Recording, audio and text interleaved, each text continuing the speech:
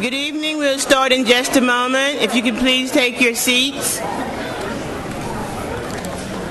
There's Board Member Evans, and I'm looking for Board Member Barrera.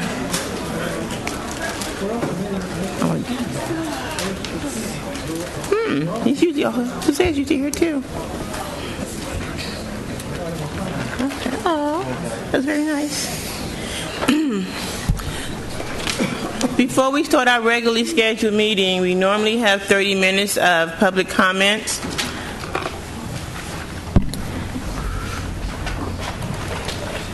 Or for me?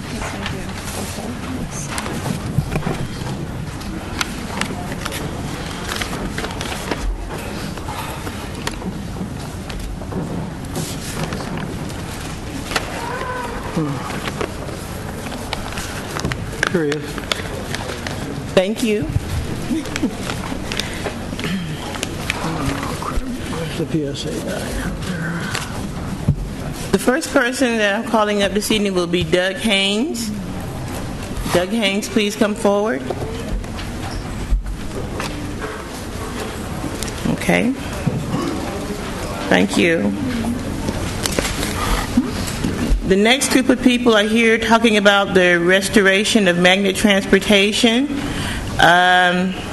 Looks like Naima Tucker, Bev Shea, Summer Helwell, Rebecca Lugo, Gamera Salas, Chanel Ellis, and Michelle Brown. Okay. Bailing Shaw couldn't be here today. She's actually winning a favorite faculty award at San Diego What was State the name University. again? I'm sorry. Bailing Shaw. Bailing? Okay. Thank you. My name is Brittany. I'll be speaking on her behalf.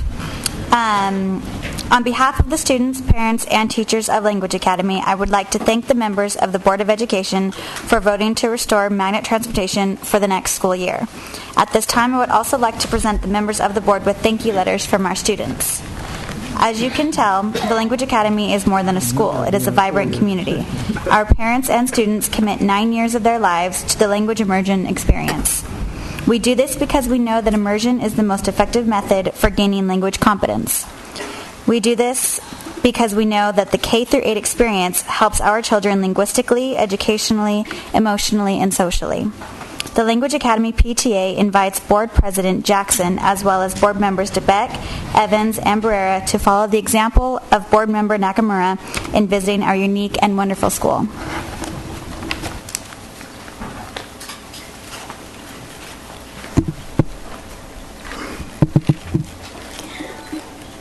Hi, my name is Naima Tucker. I am a 7th grader at the Language Academy. To me, the best thing about our school is that we have the opportunity to learn French and Spanish. I also think it is great that we have the same teachers for so many years. It helps us get to know each other better so that the teachers know how to work with us in the best way to help us understand. Our buses are a vital part of our education, helping kids get to and leave from our school. Half of my friends ride the buses, and if the buses were taken away, those children would lose many of their friends and their relationships with their teachers. 2 of my older cousins learned to speak Spanish at Longfellow. They couldn't have gone to that school if they didn't have bus transportation. They are now successful adults partly because they are bilingual. Thank you for deciding to restore the transportation to our magnet school, the Language Academy. Thank you.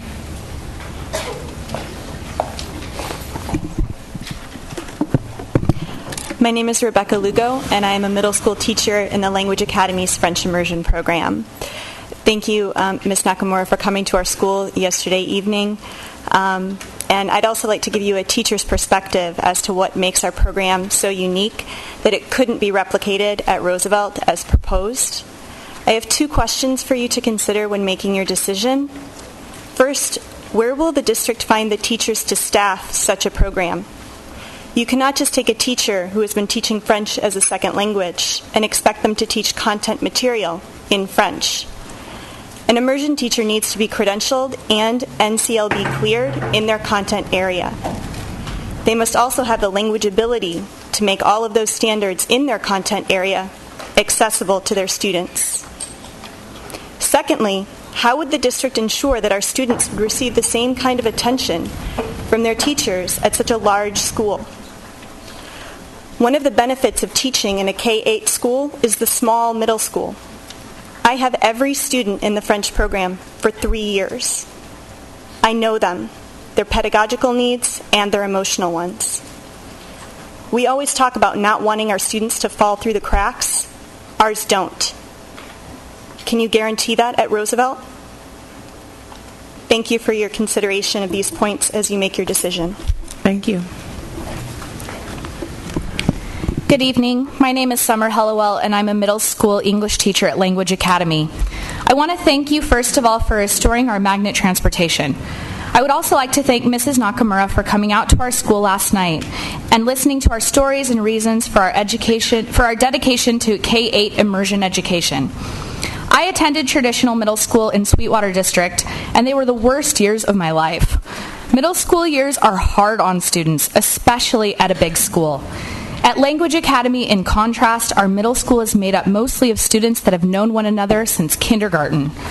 There are students who have had siblings come through and graduate from the program. In fact, I currently have an 8th grader who is the last of 5, all of whom have attended Language Academy. 2 of her older sisters had me, and there were a brother and sister ahead of them. Now she is getting ready to be promoted as well. This is a school community that cannot be built in 3 years.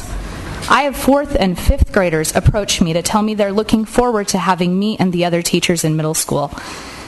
If I were to tell you every reason our middle school should be saved, you would have to take it home for summer reading.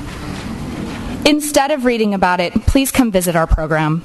We hold 8th grade exhibitions on July 6th, 7th, and 8th. We would be honored to have you come serve as panel members and see the amazing work our middle schoolers do firsthand. Thank you. Thank you.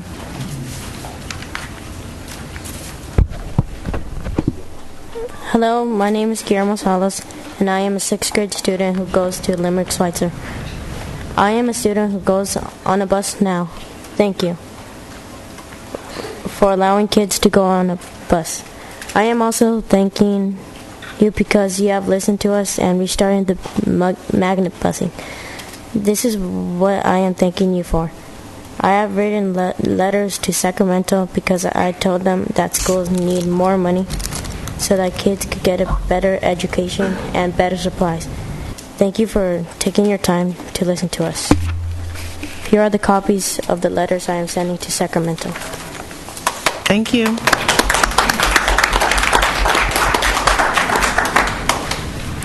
Hi, my name is Chanel Ellis, and I'm a 6th grade student at Limberside Elementary. I just want to say thank you for not cutting the magnet busing, and because that's really means something to me. Because if we were not going to have busing next year, it will have been different for some students. I just want to say thank you for listening to me. Here are some of the copies I am sending to Sacramento. Thank you for your time. Thank you.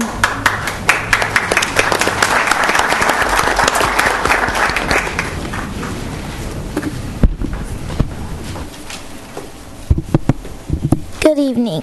My name is Michelle Brown, and I'm a 6th grade student at Limerick, Schweitzer. And I just want to say thank you for voting to bring the magnet busings back. This means so much to me because I spoke to you before and you listened. And as you recommended, I am lobbying Sacramento. And here are the copies of my letter that I will be sending to them. Thank you. Thank you. Thank you.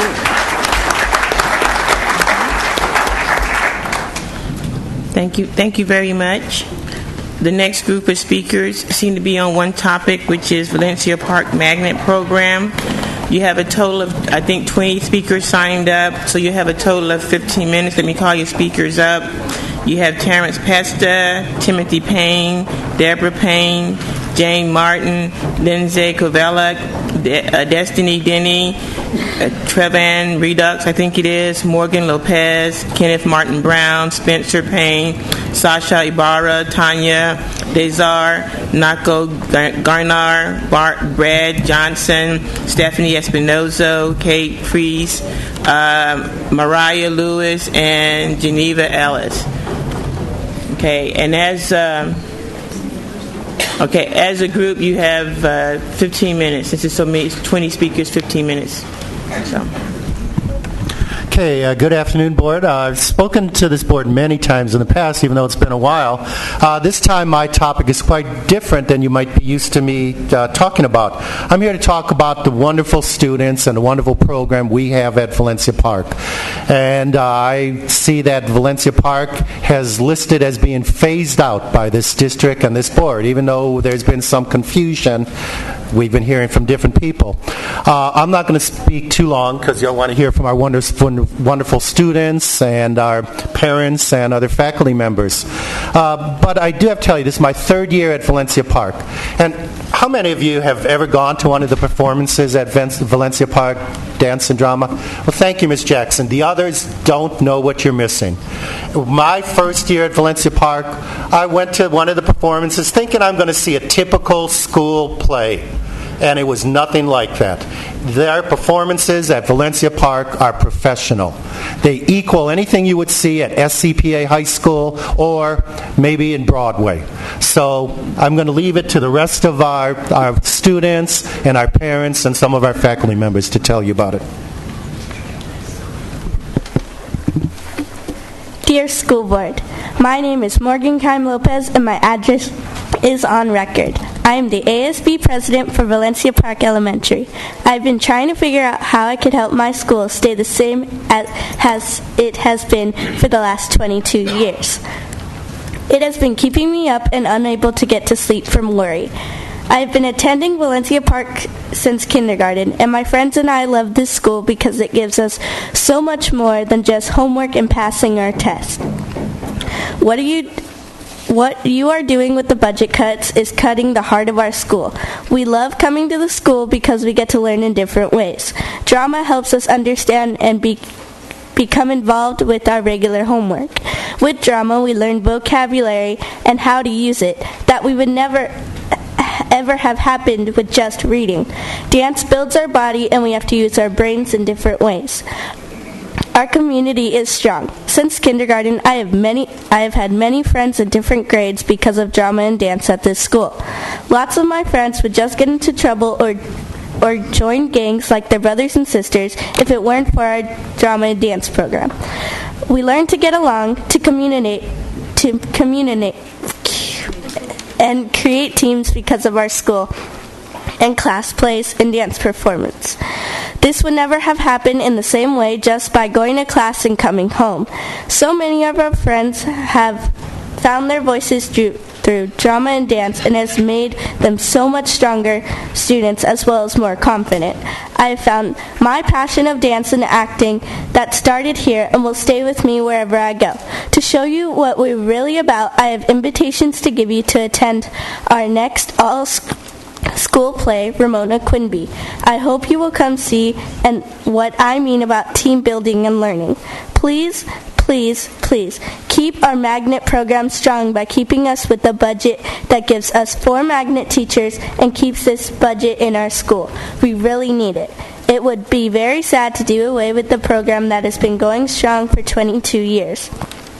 I am very afraid because my brother is only in 3rd grade and has 2 more years here. I am afraid of what will happen to him and his education if you take this away. Thank you for listening to this, and I hope you change your minds. Also, I would like to give you some things. Steve McCormick from La Jolla Playhouse could not be here tonight, but he sent a letter for you to read. Also included in the folder is an article about arts educations, the invitation to our show, Ramona Quimby, and a DVD of Miss Kovalant's IV movie. Thank you.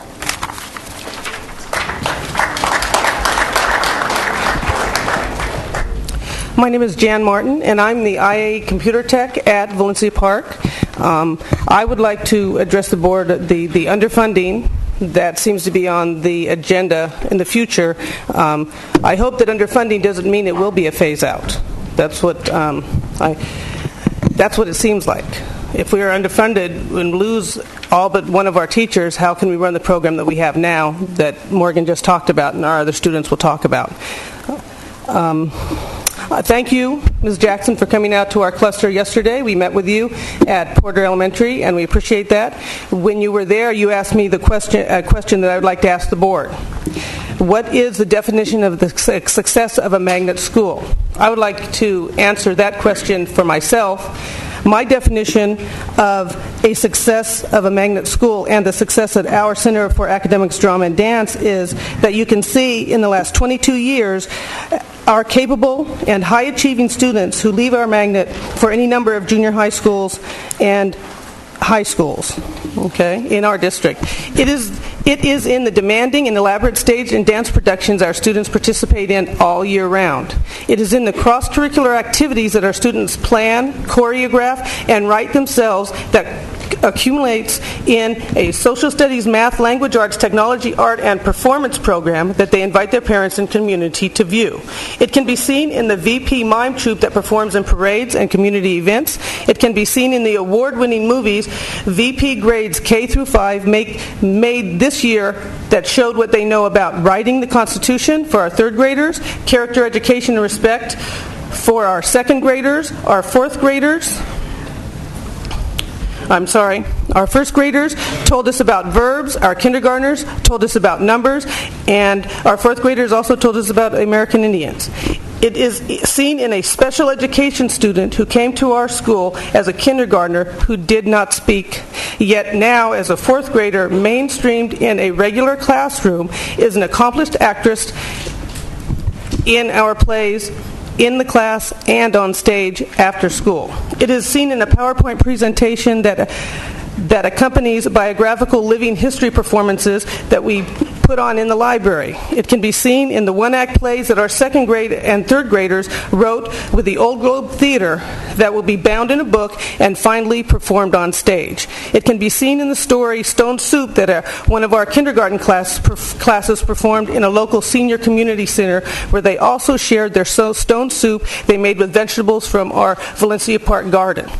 So our school is integrated into our magnet intensely year-round with all of our students.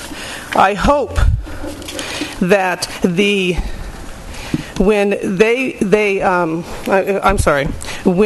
came to evaluate our school, they did not neglect to see those kinds of things at our school. I hope also that we are fully funded this year and beyond. If our funding is cut, I fear, this is a personal opinion, that it will be the death knell of our magnet because we will not be able to regain what we have lost. Thank you very much. Spencer?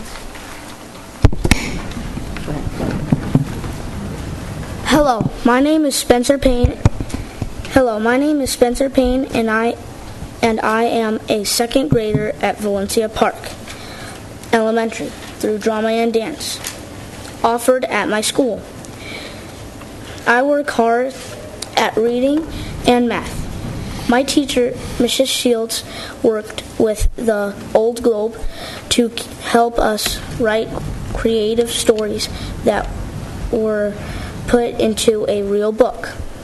The Old Globe selected 10 stories from the district to be turned into a stage play.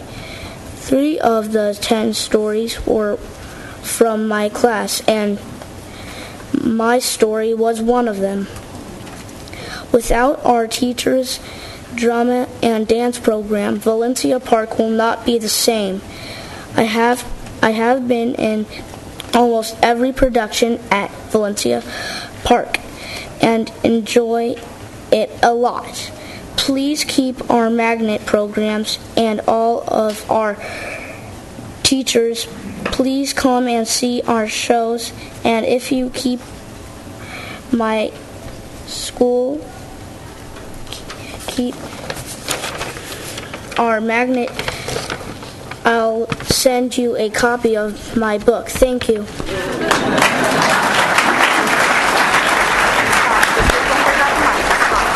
Hi, my name is Mariah Lewis, and I'm in the 3rd grade. My teachers are Mr. Garcia, Miss Davis, Miss Ong, and Miss Diamond. I like Valencia Park especially for the drama and dance productions. A lot of days I go home with not a whole lot to keep me busy. When I am in a production, it gives me the opportunity to do something productive. I do not want to join gangs or do drugs. I want to keep doing something good. Please keep our magnet programs and our teachers. I don't think it's fair for other schools to keep their magnet and Valencia Park to lose theirs. Thank you. Again, my name is Mariah Lewis.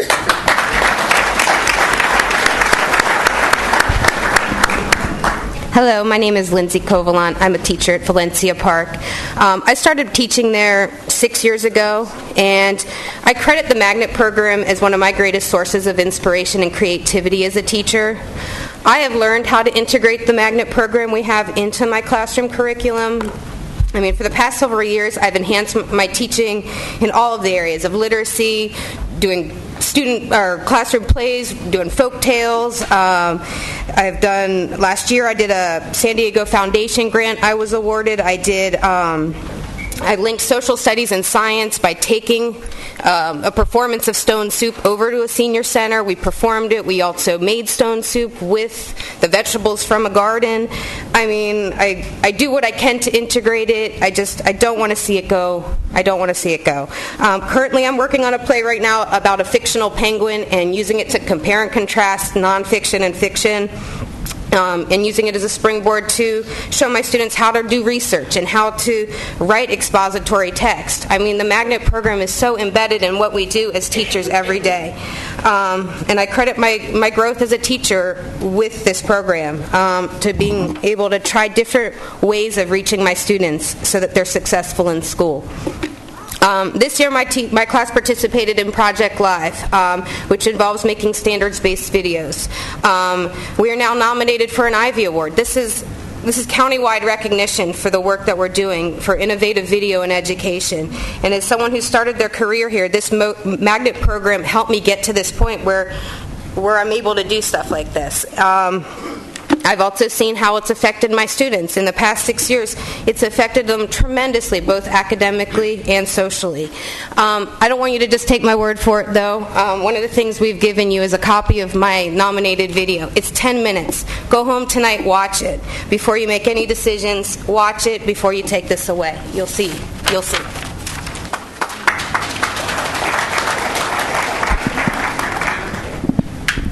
Hello, my name is Tiana, and I'm a 4th grade at Valencia Park. I'm here to protest against cutting our drama and dance teachers. I have younger siblings, and I want them to get the same experience I got to have in drama and dance. I don't want to see this school to cut the dance and drama teachers.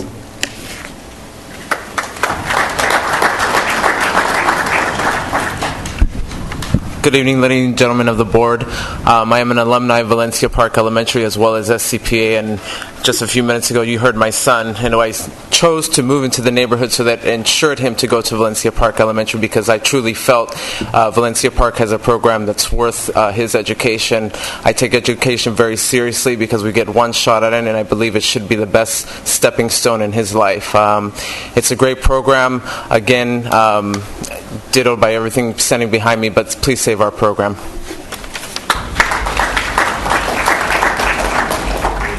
Hi, my name is Geneva Ellis, and my daughter Mariah Lewis go to Valencia Park.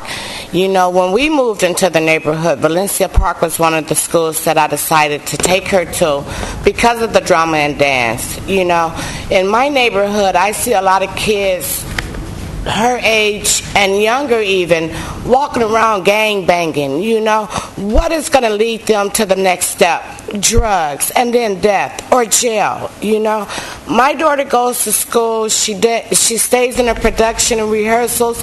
That gives her something to do, you know, and she's happy to be in a production, so that gives her reason to get up, you know, to do good with her homework and to learn in school. I want my daughter to have the best that life can offer. you know. And I believe Valencia Park is a stepping stone, like Mr. Spencer said. Please don't take it away from us. Thank you. I'd like to close our presentation, and you heard our wonderful students. Let's give them another round of applause, please. And as well as they speak here, you should see them up on the stage. They'll blow you away. But I'd like to end with a couple questions. Why, if the whole Magnet last night when Ms. Jackson spoke at the forum, she talked about the whole Magnet the Magnet program being looked at. And I understand looking at the Magnet program. But when we look at what was done and the decisions that were made, it seems like Valencia Park was singled out. Why? Why was Valencia Park singled out? I understand that there was an evaluation of the program by an outside agency. But if you look at the report, there's 4 goals that they looked at. They looked at the quality Magnet program. I believe we have a quality Magnet program. Come to our performances, you'll see that. Wrap it up, please. This is my last point. We also looked at the fact, the other goal was parent satisfaction. We have parent satisfaction. The other goal was academic achievement. Our test scores have been steadily rising, and we're confident we're going to do well in the upcoming test. The only area that they dinged us on was lack of drawing students from the northern reaches of the city. But what help has the district given us in that regard? Virtually none. We have diversity. As you heard from the Payne family, they didn't just put their children on a bus to bring diversity. They actually moved to the neighborhood. So thank you very much. Please save the Valencia Park program. Thank you. The next speakers are on marksmanship. Monica Sedena and Elizabeth Avelas. Are you here? These will be the last 2 public comment speakers before we start.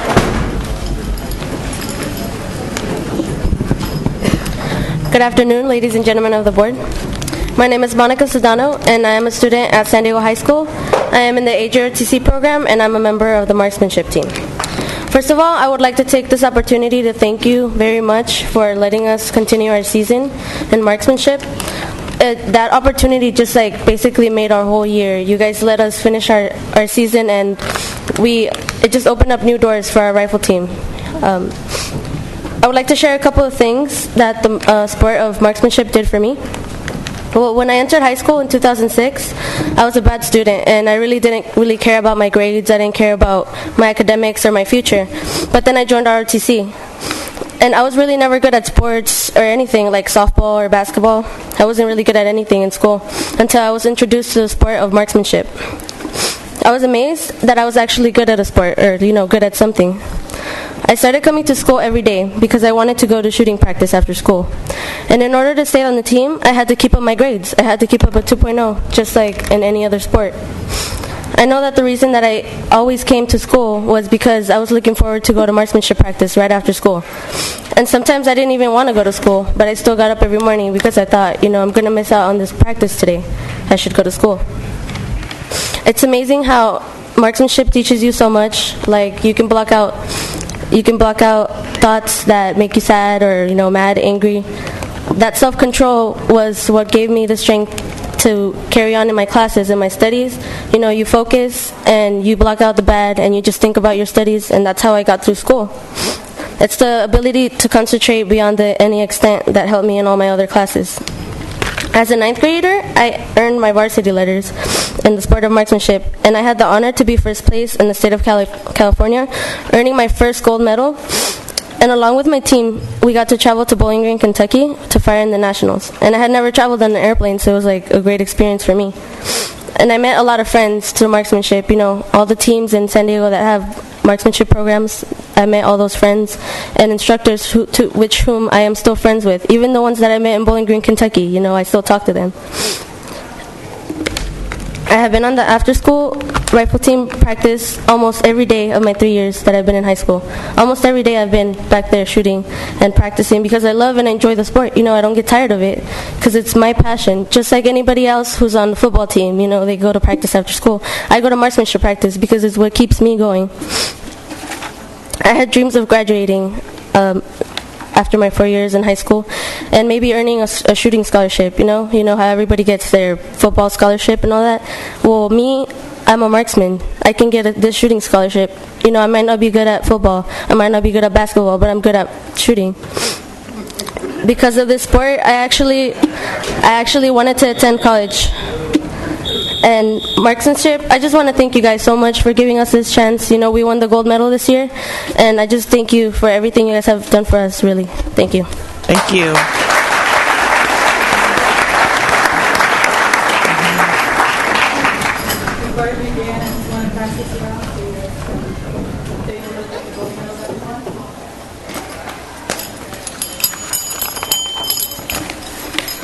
Good evening, ladies and gentlemen of the board. My name is Elizabeth Avalos, and I attend San Diego High. I am here once again to speak to you on the accomplishments of our marksmanship team this year. This year we won every match in our division. Not only did we place first, but I, as an individual, placed second place in both all JROTC programs and the state. I am very happy that we were able to achieve such great accomplishments. They will be part of our lives forever. I want you to know that because of you, we were given the opportunity of a lifetime this year to leave a mark on this earth that will be looked after many generations from now. It is such a great feeling to know that I am nationally known in the United States. Because of this gold medal, I might have a chance to go to college on a full scholarship. When we go to nationals this summer, hopefully there will be a coach from one of the colleges that will invite me to go to their college on a shooting scholarship. I am so thankful that this sport was invented and put in San Diego High School, because without it, I really don't know what I would have gotten, where I would have gotten my motivation to keep my grades up. I don't even know if I would have even completed high school. I mean, you would think that a student would automatically given up on everything after living such a devastating life. After I was put into a foster home for 2 years, I was literally lost in this world. What kind of a life can a child have when even visiting their own parents under supervision was considered dangerous under the eyes of the law? Even when I was able to come back home, my mind was not in the right place. It has taken me years and years to try to get over what has happened in my life. And even though at this point everything is so broken apart, I always end up turning to marksmanship to keep me sane. It is going to be so hard to get through life as a senior next year. Without my team in this sport that I have devoted my entire life to, and that has been my own personal therapy, although it sounds crazy, the truth is that this sport has been the only thing that has been here for me through the good and the bad. It has been my shoulder to lean on. If it wasn't for this sport, I would have bailed out our ROTC the second that I walked through that door. But I stayed. I stayed because when I shoot, all I can picture is my mind is in paradise. A life with no problems or badness, only cheer and joy. I can't complain that this sport will be deteriorated after this year. It has helped me grow and learn so much these past 3 years, such as controlling my anger and keeping a sane mind. I will miss it so dearly, and there will be a hole in my heart after this year, because to me, it will be as if one of my family members just passed. The most important part of my life will be vanished to never be acted upon again. All I'm hoping for now is that we place in the top 10 at nationals, which will be our last chance to shoot and stand tall, knowing that, hey, I rocked at this sport, and there will be records kept of this match with my name on it. And the very second that we find out that we placed top 10 at nationals, I will be thinking of you, because without you, this wouldn't have been possible. Thank you for the opportunity of a lifetime, and thank you for your time. Thank you and congratulations.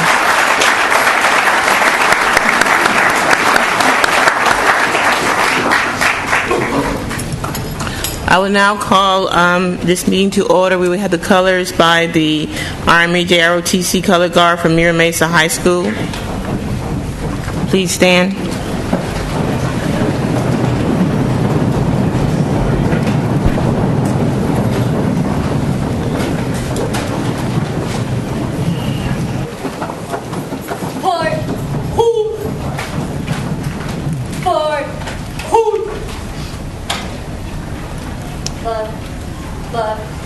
Left, right, right.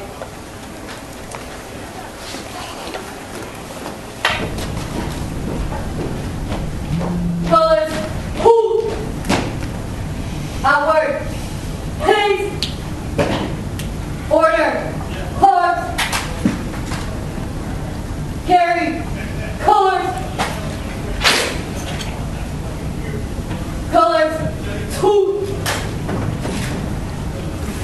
I pledge allegiance to the flag of the United States of America and to the republic for which it stands, one nation, under God, indivisible, with liberty and justice for all. Carry. Color. Order. Color.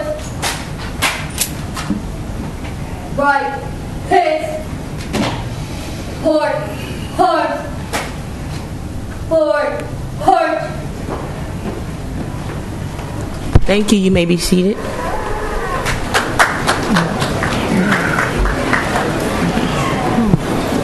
Good afternoon. I'm Sheila Jackson, President of the Board. I would like to welcome all present today and call the May 12, 2009 regular meeting to order with all board members present. We hope the discussions and decisions you observe today will give you a better understanding and appreciation of the important part you play in setting the course of education in the San Diego Unified School District. Agendas for today's meeting are available at both entryways to the auditorium, at the informational desk located near the press table, and on the internet at www.sandy.net. In addition to the broadcast of our meeting on ITV, the live webcast, we are using Board Docs, the web-based program, to enhance governance, reduce the amount of paper we generate, and provide for better communications with the public. The board requests that those individuals with pagers and cell phones please turn them off or place them in a silent mode while we are in the auditorium, and that during the meeting, please enter and exit the auditorium by using the door at the back or the door to my left in front of the press table. The board asks for your cooperation in complying with the fire code, which does not allow standing in the back of the room, or in the aisles. We ask that everyone please be seated. The board welcomes your comments in writing or during public testimony. Public testimony request forms are located on the tables to my right, inside the front and back entrances to the auditorium. The board asks that speakers focus their comments on issues and not on individuals. Acceptance of public testimony requests will be closed as each agenda item is called and our discussion begins. Board members and superintendent are interested in your comments, and staff will be responding to the issues we hear today. If you wish to address the board today, and your name is not on the blue sheet, and you have not already submitted a request form, please complete the form and submit it to Ms. Ward. Speakers on the agenda items will be called to speak during the discussion of the agenda item. Agenda item testimony is limited to a maximum of 20 minutes per consent and or action item, for a maximum of 10 minutes per opposing viewpoint, and a maximum of 3 minutes per speaker. No deferral of time is allowed. Non-agenda items were heard at 5 p.m. and will also be heard at the end of the meeting. Testimony is limited to a maximum of 15 minutes per item and 3 minutes per speaker. No deferral time is allowed. The board operates under the Robert Rules of Order, which confer upon the governing body and the audience participation in proceeding in a civil and courteous manner. At this time, will the ASB presidents introduce themselves? I see Jose is not here, and tell us a little bit about themselves. Hi, I'm Felicia. I'm from Lincoln High School. Jose, he has a cold. He says sorry he couldn't be here. You want me to tell you what's going on in my school right now? The Wiz was just there. We had a play. It was really cool. Prom was Saturday. It was really cool. It was at the Children's Museum. And also, we have a dance concert Thursday and Friday at 7. You guys should come check it out. I'm in it. Thank you. I got a message for Jose. I hope he's watching. Okay. And I promised him a letter of recommendation. I have two here. And I want to, make sure he gets it, so I'll deliver it tomorrow. Okay. We'll now move to item B03, which is student presentation. Mr. DeBeck, please introduce our students in school today, please. Mr. DeBeck? No, nothing. No, introduce our... but I didn't see them yet. They're right there. Okay. Well, we all know that Crown Point has a Music Academy program, which has in it the Suzuki violin and other instrumental things. So they're here today to do their presentation. Good evening. Thank you for inviting us. I'm Barbara Boone, the proud principal of Crown Point Junior Music Academy. Our school features the Suzuki Violin program, but I thought it would be interesting to share some of the other musical opportunities that our students have. Miss Debbie Burton, who is our wonderful music teacher, has a group of fifth graders who are going to entertain you with what they've learned about music and recorders. Suzuki. I got to tell you that when we first started, Crown Point had not had music before until we started from the very beginning. So this was our very first song. Are you ready? Here we go. Ready?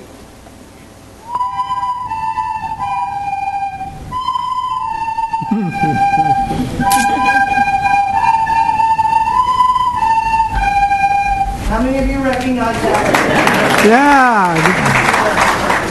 Now, we've been working since January on recorder, and this is what we can do now.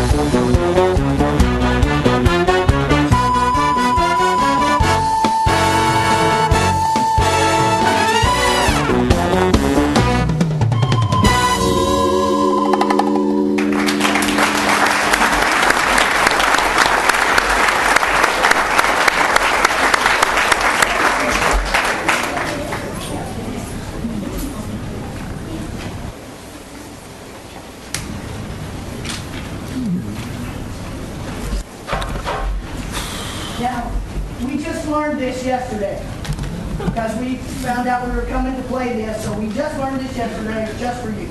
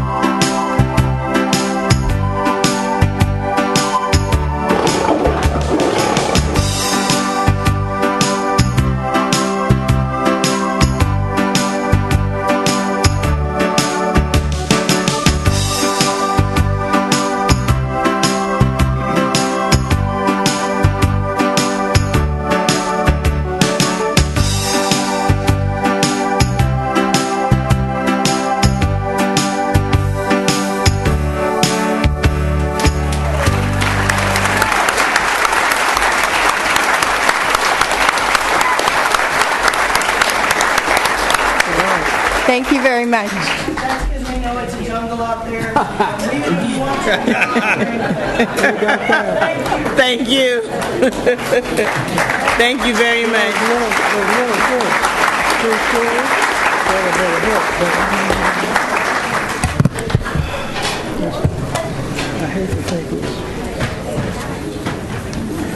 Thank you. Thank you again very much, Crown Point.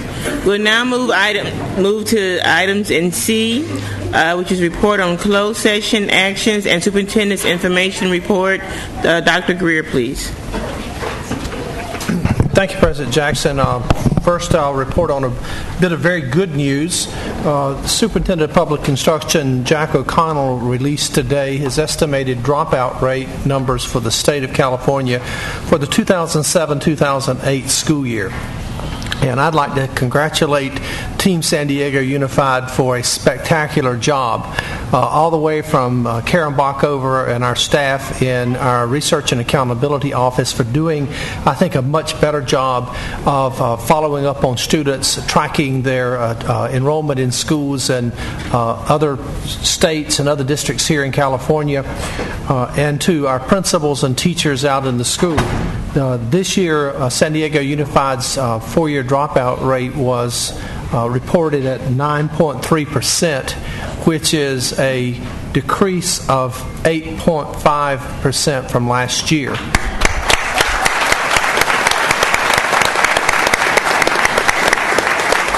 Now, to help keep that in perspective a little bit when you're comparing apples to apples, I thought, well, it's not quite apples to apples. Maybe it's different size apples. But LA Unified, and these are other large districts in our state, their four-year total was 34.9%. Fresno's was 28%. Sacramento City Schools 19.6%. San Francisco 18%. And Long Beach 16.2%. So when you think about our rate being at 9.3%, there is a lot of room for our principals, teachers, parents, students, and the entire team to celebrate. So a big congratulations again to everyone.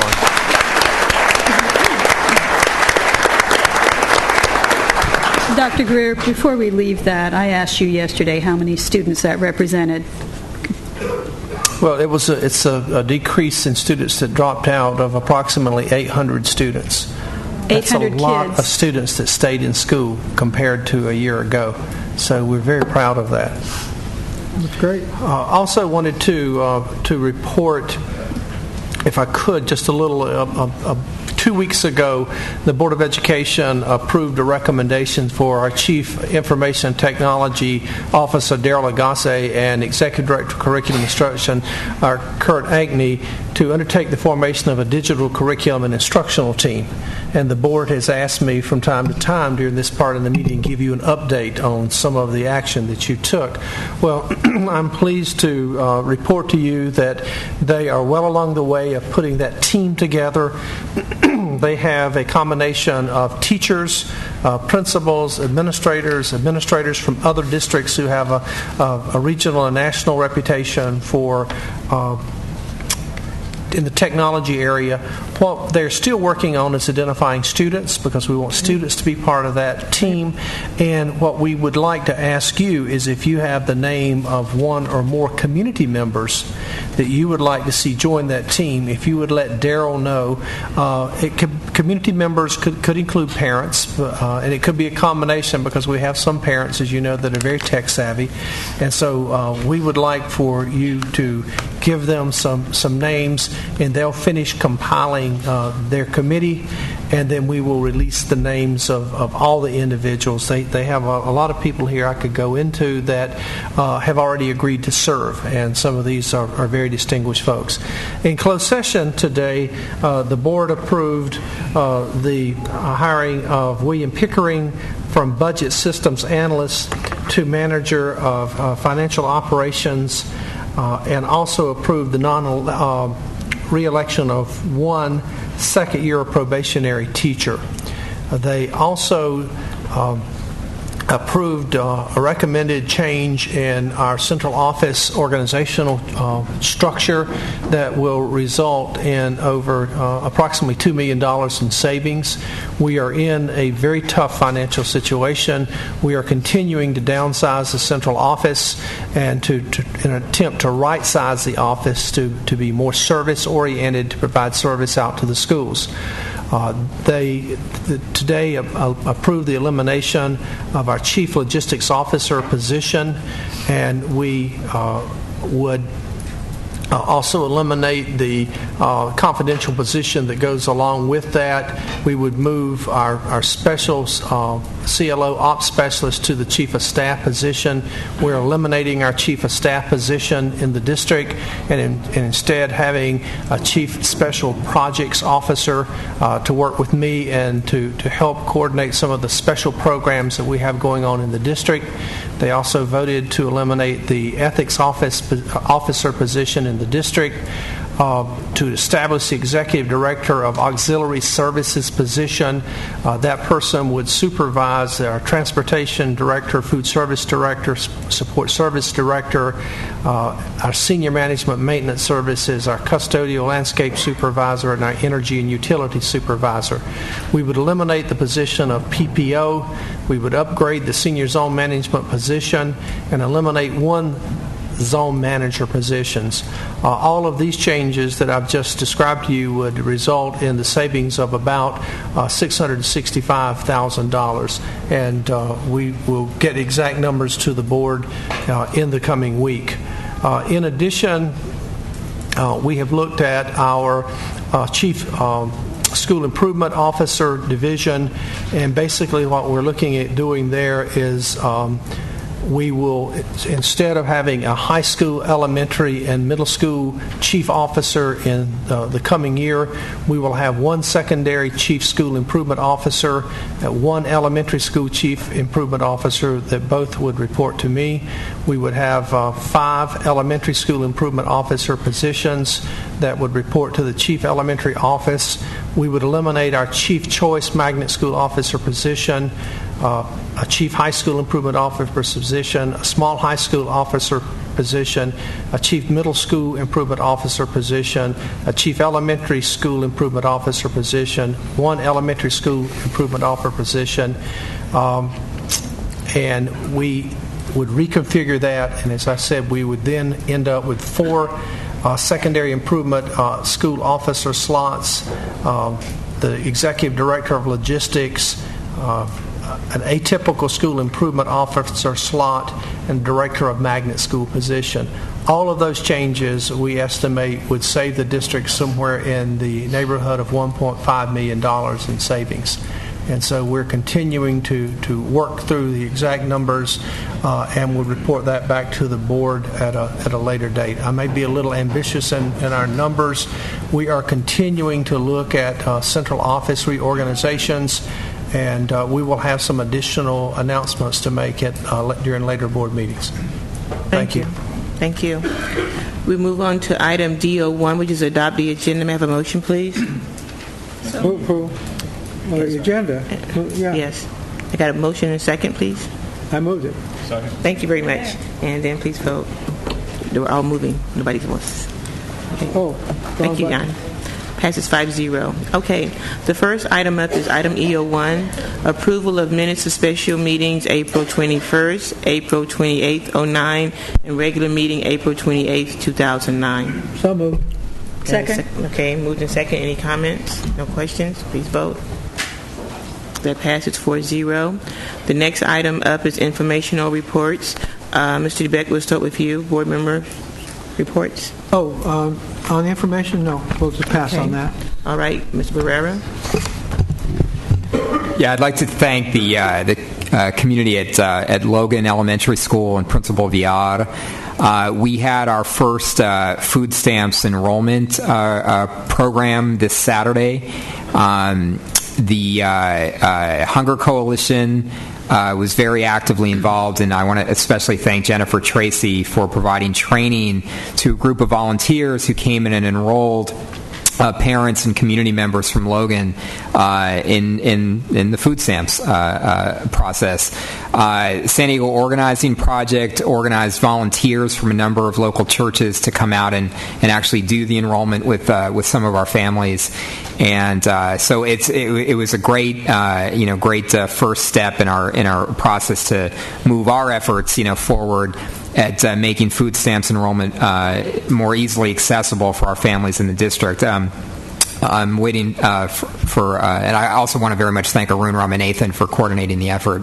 And I'm waiting for numbers from Arun, our final numbers in terms of how many families came in and began the process on Saturday. But it was great, and it provides us something to build on. Very good. Thank you. Laura, please. Yes. As was mentioned earlier, we had a meeting last night at Language Academy, and it was a very passionate, focused, articulate meeting talking about their concerns of changing the school from a K-8 to a K-5. I would really encourage the board members to take them up on their offer to go out and visit the school and participate and find out what's there. It's a remarkable community that has grown and flourished over the last few years, and I don't think it's something we should take lightly, especially those of us up here, and there's a number of us that understand second language acquisition and how difficult that is to build a culture that supports that, not just an academic program, but a real community and culture that will support that objective. It really does take three legs of the school of the stool, to make that happen. It takes a school, it takes a community, and it takes a family, and they have that at the Language Academy. I'd also like to report on AB 351, our assembly bill that we're trying to work on up in Sacramento. It seems to be going well at the moment. It's been going well, remarkably well. The State Board of Education has taken action recently to amend their PE frameworks in response to concerns generated by the bill, and the California Department of Education has also generated some administrative guidance that finally, thanks to some commitment from Dr. Greer, who has been asking for this from them for a while, provides guidance on AB 351, which is the issue of allowing PE credit for marching band and JROTC, drill team, dance team, California Cadet Corps, and Color Guard. So, but there have been a number of people in the district that have been working on that, and we've got a ways to go. I think the bill is going to be up on the full assembly here pretty soon, but I just want this district to know that we really have made a difference throughout the state of California on this particular issue. So I've been out visiting schools, not just the Language Academy, but other schools. There's obviously a lot of concern about the budget and what's going to be happening there. I think the more communication that we can give on this, the better. People are, although there's great uncertainty out there, I think that actually at least giving people some numbers and some idea at what's coming at them is tremendously important. And the schools are concerned, but I have to say they're really functioning very, very well. So, Dr. Evans. Thank you. Well, as you can see, all members of the board really are working at getting out in the community and finding out what's going on. And we just heard reference to Ms. Nakamura being at the Language Academy, Ms. Jackson at Valencia Park. I know Mr. Barrera was at McKinley last week, and Mr. DeBeck has been at meetings in Point Loma and La Jolla. And I think this is really important for all of us to get out in the community and find out what's going on and really hear from people close up at the schools what's happening.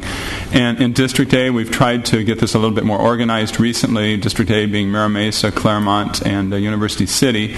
And in fact, last Saturday morning we had over 25 people show up for a meeting on a Saturday morning to talk about how to be more effective in their communities in terms of supporting the local schools.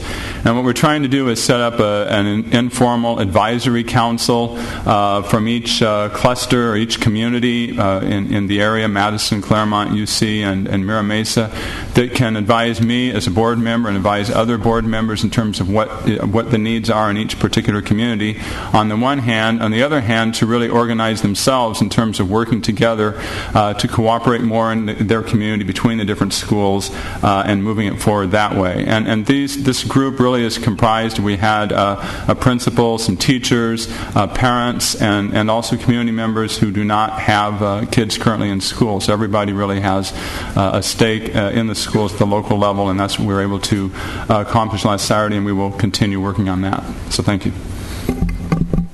Thank you, and certainly the message is getting out there loud and clear. Crawford had their cluster meeting a couple of Mondays ago. Last night we had Lincoln's cluster community meeting, and next Monday we'll have Morris cluster community meeting. So we, again, are out there in the public trying to make sure that the public is well aware of what we're doing and getting feedback and preparing for the future. I also wanted to talk and thank my board, my peers up here. We had a workshop last Thursday and Friday, and I think we really got a chance to know each other a little bit better. But I think that it is good sometimes we have so many meetings scheduled that we do take an opportunity to actually talk and share and get our concerns and how we can work better as a board. And we are certainly on a mission here, and that is to do what is best for the entire district, understanding everyone's passions on the board. The other thing I like to mention just very briefly is Tuesday the 19th is very important. And certainly we can't tell you how to vote, but I would encourage everyone to go out and vote and take your friends and family and tell them to call some people and take them out to vote as well. We do need to get a good turnout for that particular special election. It is critical to our financial state, so please get out and vote. And then lastly, I would like to take a moment to thank our staff. I know that our staff has been staying up late nights, working, crunching numbers for us, getting answers to questions for us that we find out at a last-minute notice. And Dr. Greer, I just want to take a moment to make sure that they all understand how appreciative the board members are, because I know that we ask a lot and we demand a lot, and we don't always turn around and say thank you. So I'd like to take this moment just to say thank you to all the staff here at the Unified School District.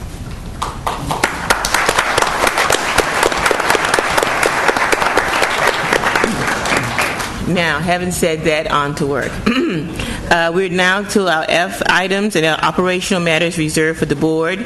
The second one, is F02. This is the adoption of the district initial proposal to reopen Articles 9 for 2009-10 Police Officers Association. Dr. Greer. Thank you, President Jackson. This is a simple request that needs board approval. It allows us to begin the negotiating process with our police officers union. Move approval. Motion, second. Okay, any other questions or comments? Please vote. That passes 5-0. Next item is the resolution, the matter of eliminating classified services. We do have speakers on this particular item. If I remember correctly. F03, we do have one speaker at least.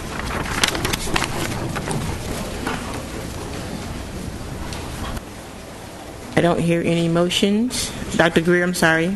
Dr. Greer and staff. Excuse me, I thought we don't have a speaker on this first? We do have a speaker, but you want to talk about it a little bit? Sure. Sam, would you like to tee this up for the board? F03? Yes. F03, yes. Board members, President Jackson, Superintendent. Again, we bring forward to you position eliminations that are tied directly to either reorganization requests, board approved previously. They are eliminations of positions that are in both the special ed and transportation that reflect information that you received previously, and these will continue to be central office reorganization eliminations. Yeah. Oh, okay. Is there a motion? Yeah, I move to approve it. The reason I do is because these were central office cuts, and the connected jobs that go with the central office cuts, it seems ridiculous, for example, to cut a supervisor and then not deal with their support staff. That's what this is. Right. I second the motion. It's illogical to me to, for example, do away with the supervisor and then not do away with the people that work under that supervisor. Okay, so moved and seconded. We do have one person that is speaking, and that is for F03, Mike Goldwater. Do I have any more, Ms. Ward, for FO3? Okay, thank you.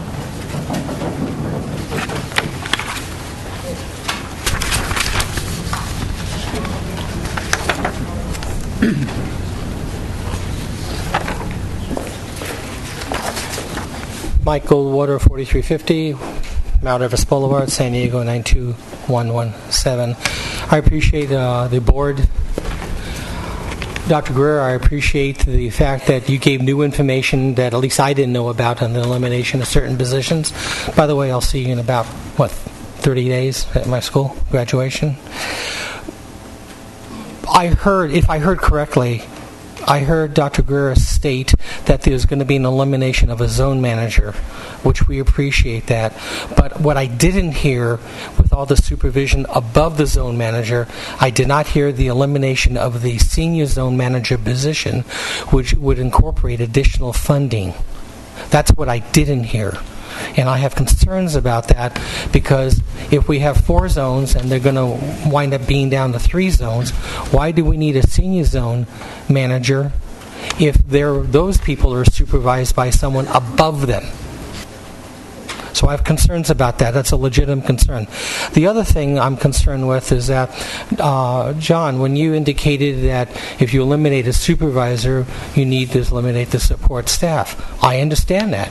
And F.03 deals with that. But what I don't understand is that the possible 5 positions that are carpenters who have to go out and repair the schools. We have a lot of bungalows in the sites. They have stairs that go to them. Many of them are wood. They need to be replaced on an ongoing basis. The carpenters do that. That is safety direct for the children and to the staff, meaning the teachers, the principals, or what have you. The possibility of eliminating 5 positions, that may not be a smart thing to do. It may not be a very intelligent thing to do when you're talking about the safety of children and the safety of all individuals on various school sites. Our attorney here can probably let you know that we are in a litigious state. People sue when they slip and fall. It's called PI, personal injury. Right, Catherine?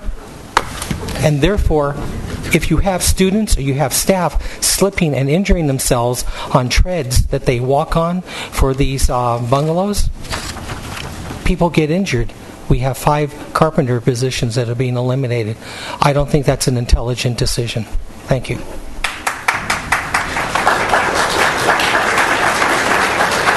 are vacant. I think Mr. DeBeck made a comment that I think we...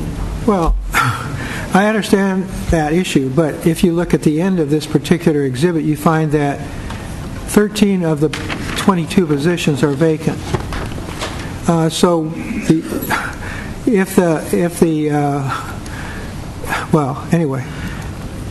If they're vacant and they haven't been filled, then there's not a layoff. There's just it's an unfilled position. It's true there may be some of the things you said are true, but also the facts are that this is not a layoff except for a few people between the 13 and 22. So I'll accept that. Your comments, but I hope you'll accept mine that this is not as big a thing as a $150 million deficit is. So this is part of what we do. Not happy to do it. A couple of comments too. I don't know if I just raised their hand to speak on this issue. You did. Thank you, Richard. A couple of comments, and while some of these positions are vacant, I think one of the reasons why they're vacant is because we put a hiring freeze on, and they were not allowed to fill these positions. So the question for me always has been whether or not, if we don't, what is the effect of not filling these positions? What I don't like for us to do is to eliminate a position and then in the fall or when necessity arrives, because we need to have the maintenance work done, we then do a contract to a company to do the work. So Again, so what I would ask is that, and I looked at the list, and there are certain people on the list, such as the carpenters, the glazers, and that type of thing. Is there a way for us to look at the ones that we know, and I know the people over here in PPO are here, the ones that you know that you are going to need, for us to make sure that we keep those positions and then get the ability to fill those positions. I understand that we're in an economic crisis, but it doesn't make. But the concern that I have is that if it may be less expensive for us to keep these people on our payroll, then they have to go out later and hire a company to come in and do the work that they would normally do.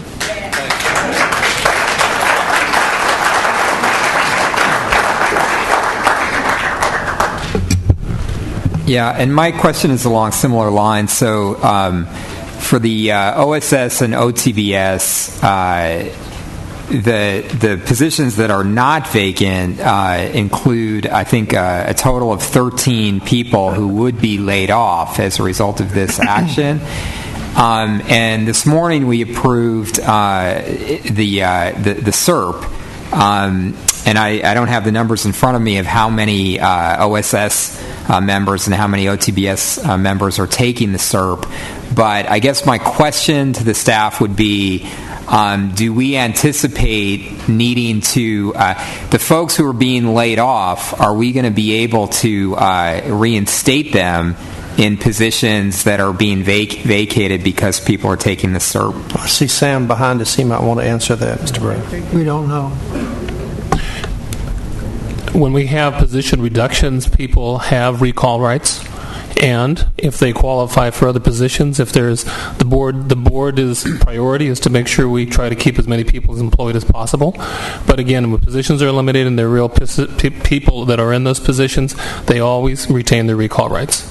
But I guess my question is, have we done analysis looking at who's taking the SERP and who is being laid off, and sort of understanding whether or not we're going to need to recall these folks? Because we're going to need to recall these folks, then the question is, why lay them off in the first place?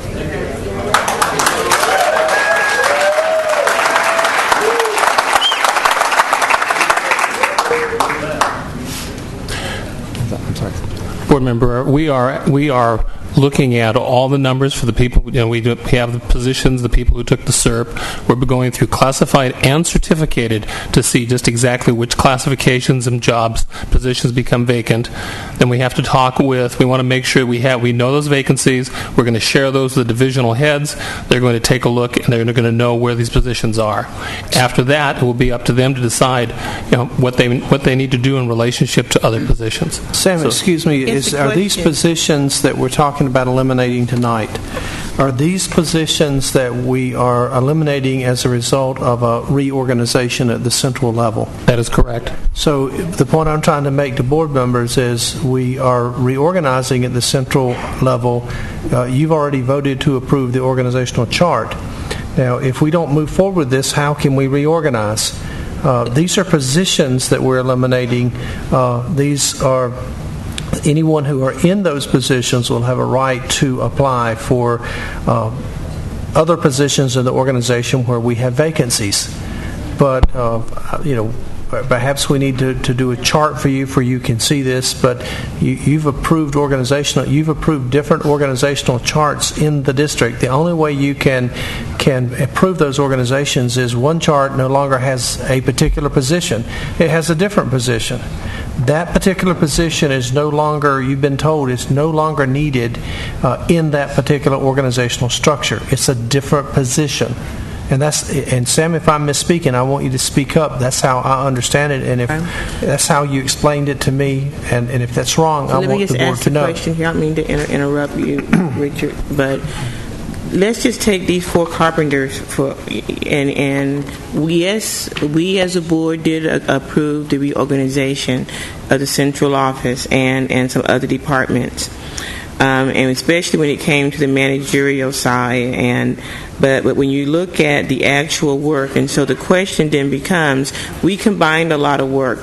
And I'm okay with that. But if these carpenter positions are positions that we know that we're going to have.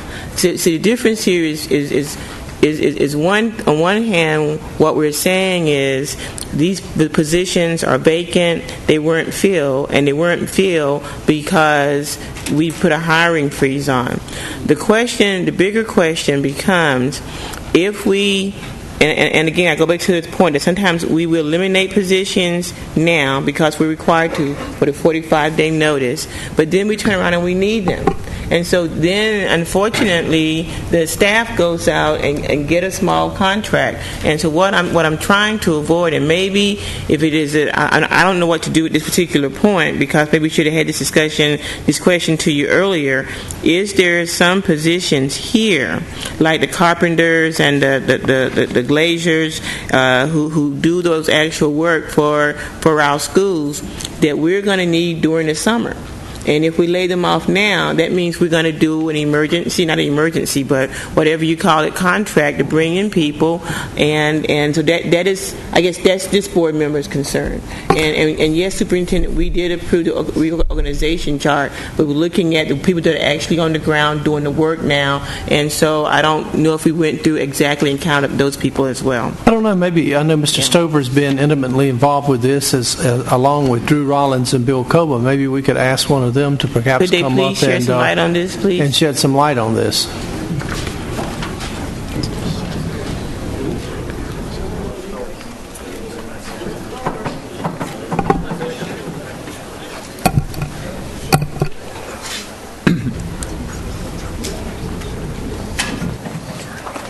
What you have here is a combination of several factors involved.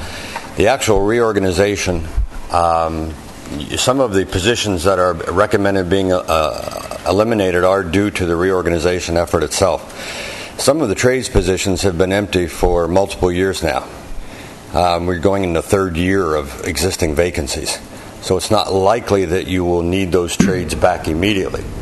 However, I will concur with you that what we're trying to do in PPO is we've eliminated over $14 million so far of purchase services, because you were way out of line with, I mean, in my opinion, you're relying too much on contracted services. We have attempted to reduce that by $14 million and to guard those trades which are essential in this day and age to ongoing work being done by a maintenance department.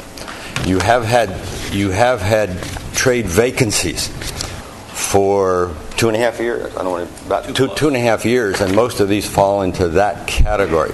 However, and the lead positions that are being eliminated are to try and deal with some of the concerns that we had with the coordinators being used in inappropriate ways as supervisors and all of the net effect of that.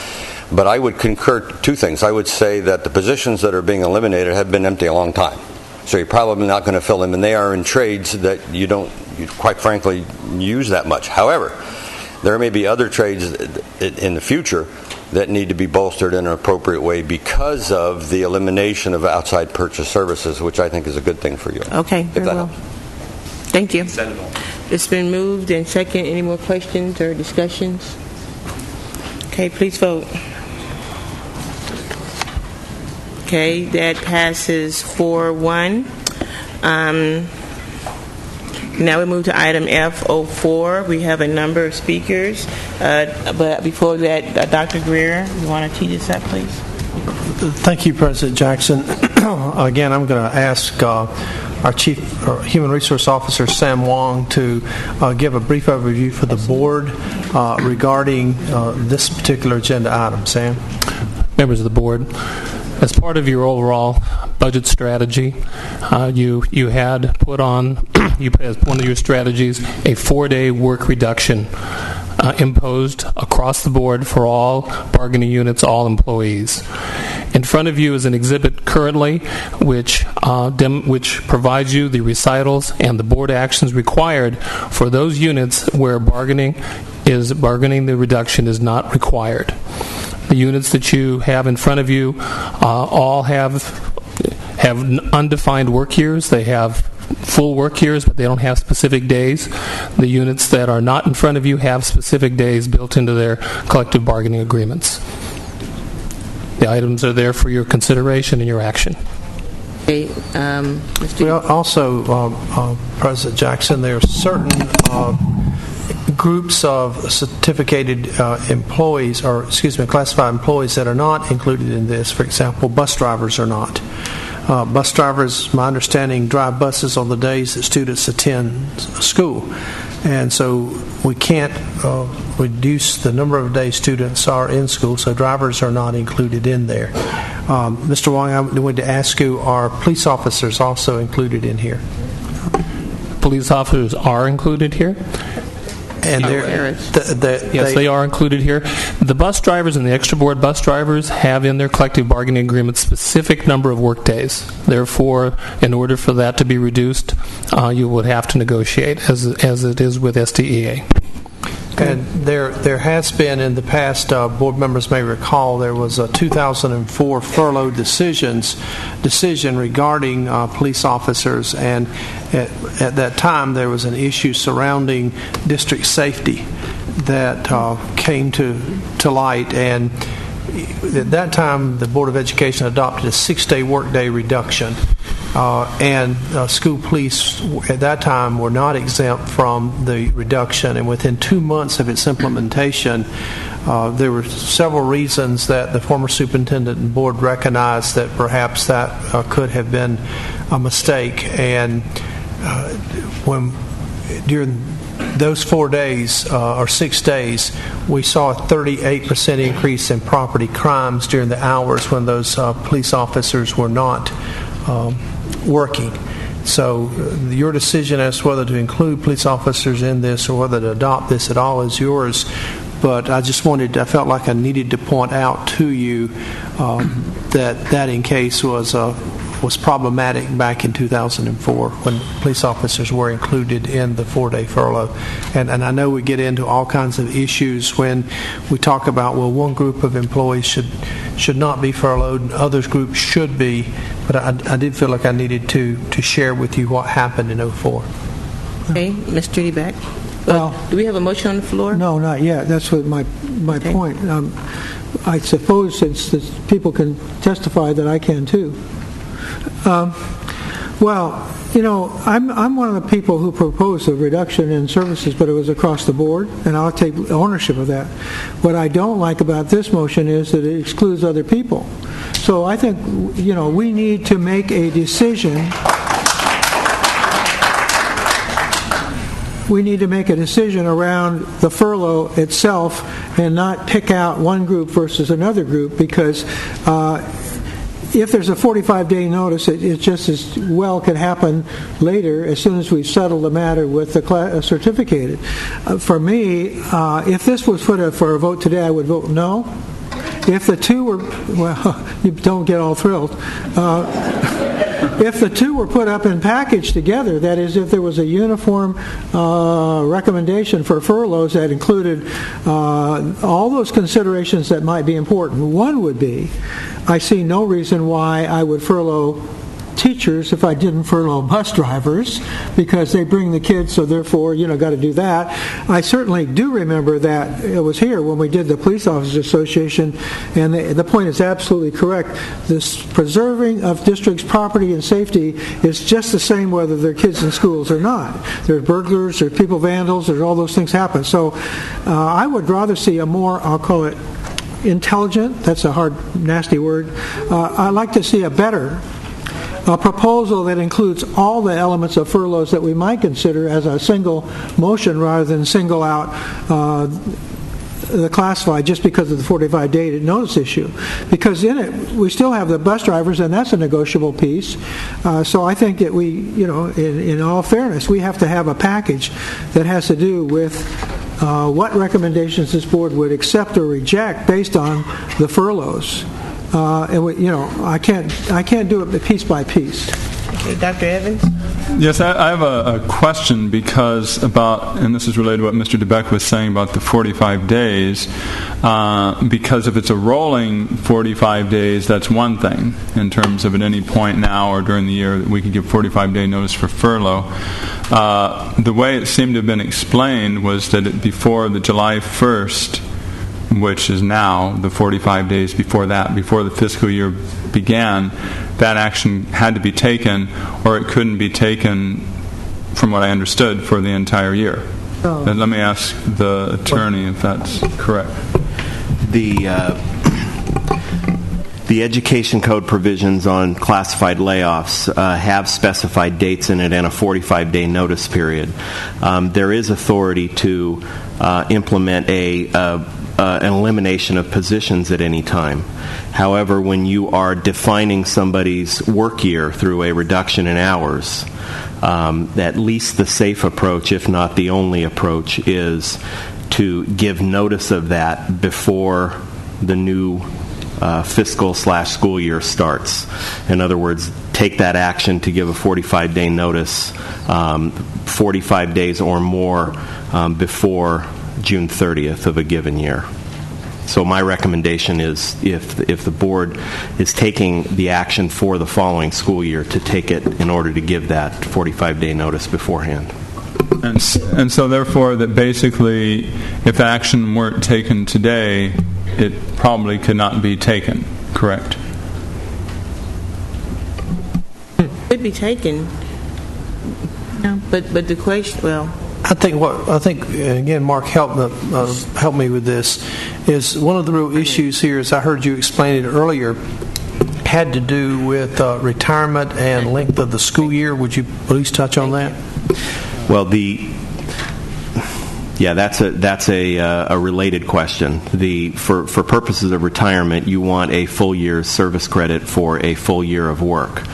So the work year needs to be defined or redefined as it was several years ago. For example, to be 6 days less was a full work year in order for our classified employees to receive a full year's retirement service credit for a full year of work. So that is an additional issue and a related issue.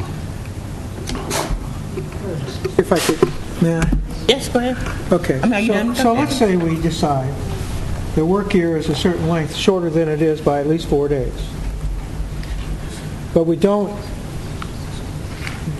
take action on these notices until a later time. We still have accomplished the need of a shorter year. Mr. DeBeck, can you move closer to your mic, please? Well, I guess what I'm trying to explain or ask is, if we adopted a shorter work year instead of this, then we would have established that there is a shorter work year. Now, it doesn't mean that people can't work beyond the work year for needed services, but they'd already have earned their full year's credit because they had worked the full work year, which we have defined as a shorter length of time. Okay?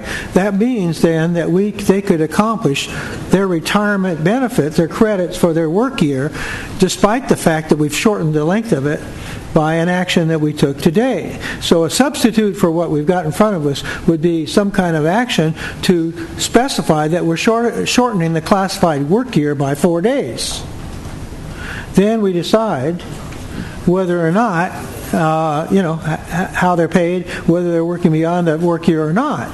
That's a separate decision, but for me it's a wiggle room for what I just heard. So if the idea is that we're going to bind ourselves to a full year of existing work years because we don't act today, and therefore we have no way of making any savings within the reduced work year for these employees, then it would make it unfair for me to vote for the same thing for teachers at a future time. Because the work year for one group is the work year for the other group. Okay? So why would I just say that we would declare the work year a certain number of days, which would be 4 days shorter for everyone, including kids? Then if we decide we want to extend it beyond that point for either reimbursement from the state or meeting other requirements of retirement, we'd have that option. But if we don't do something, we have no options at all. I'll listen to the attorney about that. Superintendent Greer. Yeah, I would like to listen to the attorney about that too, because basically one of the pieces has to do with the requirement by contract to negotiate furlough days with our teachers union, our police officers union, etc. And so I'd like to hear what his thoughts are about Mr. DeBeck's proposal. Well, frankly, I'm not 100% sure I understand the specific question you're asking. Okay, let me do it again. Can we, as a board, today or any time in time enough to save this discussion we just had, can we declare the work year to be shorter for the people that are affected by our furloughs so that they're protected within those elements of their retirement and all that? In other words, they'll work a full work year, but it's a shorter number of days. Well, I want to hear from the attorney, not from the experts in the audience. That would be the impact of your action. Is you are reducing the work year by 4 days. Administratively, in the same way it was done last time, the board takes an action to reduce the work year. Furlough is another word for the same action. And then administratively, new work year calendars that would define the full work year as what it is now minus 4 days would be created. So that would be the impact of your action. I think that one of the concerns is that we don't want to make decisions unilaterally without including everyone. And we know that because of the 45 days and ensuring that people get their retirement, their full year retirement, this had to come forward today. The question that I guess we're concerned about is we don't. And I'm speaking for this board. I should say we. I don't want to give the appearance that we're not doing this across the board. We can't do it across the board because we have to bargain with some of the other bargaining units. So we have to make sure that we are very clear that pending those bargainings, that our stand is that this is for everyone. The 4-day workload furlough that we designed is for everyone because we didn't see the classified managers listed on this list either. Yeah, they're in there. They're in there. Okay. Maybe I just missed them there because I was looking for them. This isn't a simple question. This is a $17 million question. We know. A $17 million question. It's not a $5 million question. It's a $17 million question. If we miss this, and that might happen because of either what kind of advice we get or how we act up here, if we miss it, we're going to have to find $17 million. Well, and that moves down the list of ways. Here's the staff's thought. As we talked with you about this many times over the last 5-6 months, this was an option. And one of the issues here, if you decide to take this action tonight, this can always be rescinded once we know what, for example, the governor's May revise looks like, which is coming out this Thursday. And when we know the results of the May 19th election, we know that the financial situation of the state is getting worse. And we certainly understand that. But this is action that if you do take, you can rescind at a later date. I do think if you're listening to our attorney, Mr. Breesey, that if you don't take this action tonight, it sounds like that you can't take it at all for the coming year. And again, if I'm misspeaking, Mark, you please speak up. Well, I don't want to split hairs too much, but there's a body of case law, a lot of it going way back to days before some of these provisions that existed, where in public employment, if public school employment, if July 1st comes around and no action has been taken, your terms and conditions of employment roll over for another year. It's an implied contract. The only way to give the statutory notice prior to that rollover date is to give it more than 45 days before. So I'm not saying it's a litigated, settled question. I'm saying the conservative approach for your legal options for actions is to take that action and let everybody know 45 days or more before July 1 that their terms and conditions of employment for the following year will change. Okay, Ms. Nakamura, please. Yes, this is a difficult issue for everybody, and I agree it's important to have everybody participate. I can't remember where I was, but I've run into at least 2 employees in other industries that said, "Oh, I can't meet with you that day, I'm furloughed." This is a national crisis. It's a statewide crisis, and we know that that's true. This is an issue that we can rescind. I wouldn't hang my hat on it, but it's $17 million. And we're trying to preserve options within education. The board doesn't want to lay anyone off. And I think we had several references to Stone Soup from Valencia Park. And everybody needs to help out with this, as painful and as much as we don't want to do this. Losing this opportunity, we said in our second interim report when we filed it with the state of California, the county of San Diego, that this would be an option that we would consider. And it's a $17 million option. It's not a small little thing. So in the interest, I understand that we've got a lot of speakers. Obviously, we have a lot of signs out in the audience of people that want to speak, and so I'm going to move approval on this. Well, you have to have a motion first. I make a motion for approval of F04. So we have a motion. We need a second. Any takers? I'd only have a second if it's conditioned on the same thing for certificated. Well, we can't. We don't. That has to be bargained with certificated. Okay. That has to be bargained. Do I get a chance to ask questions again? I'm going to. If Catherine is done, I'm going to have Richard wanted to speak, and then because we don't have a motion, we don't have a second, but we have several public speakers, then we'll start with them. But make your comments first, and then we'll see where we are. Well, I'll allow the speakers first. Speakers first? Okay.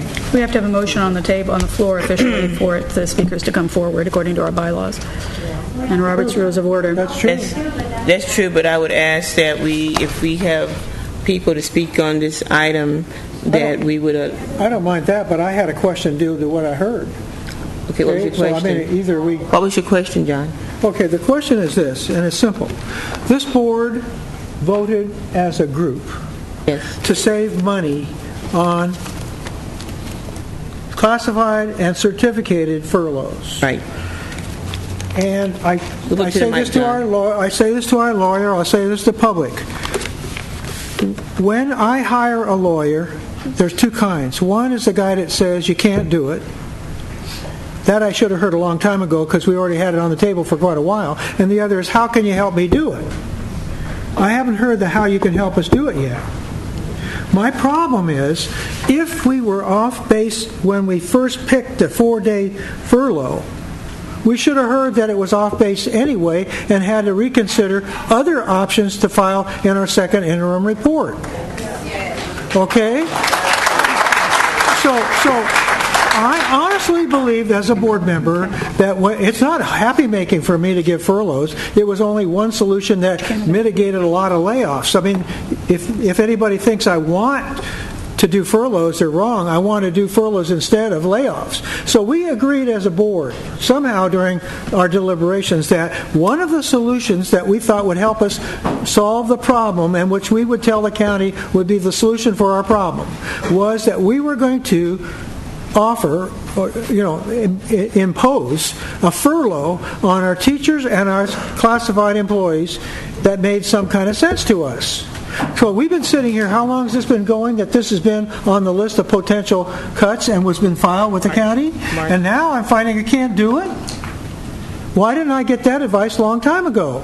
I want to know how I can do it, not why I can't do it. I don't understand why you can't do it. I keep hearing we can't do it. Well, all we can do is do one part at a time, but we can't put it all together. That's not right. Well, I said I wouldn't vote for this unless I could see the teacher side of it, and I don't see that. Somebody could have brought the teacher side of it forward today. It could have been brought forward today for a negotiation item. We could still vote on it and say, this is what we want.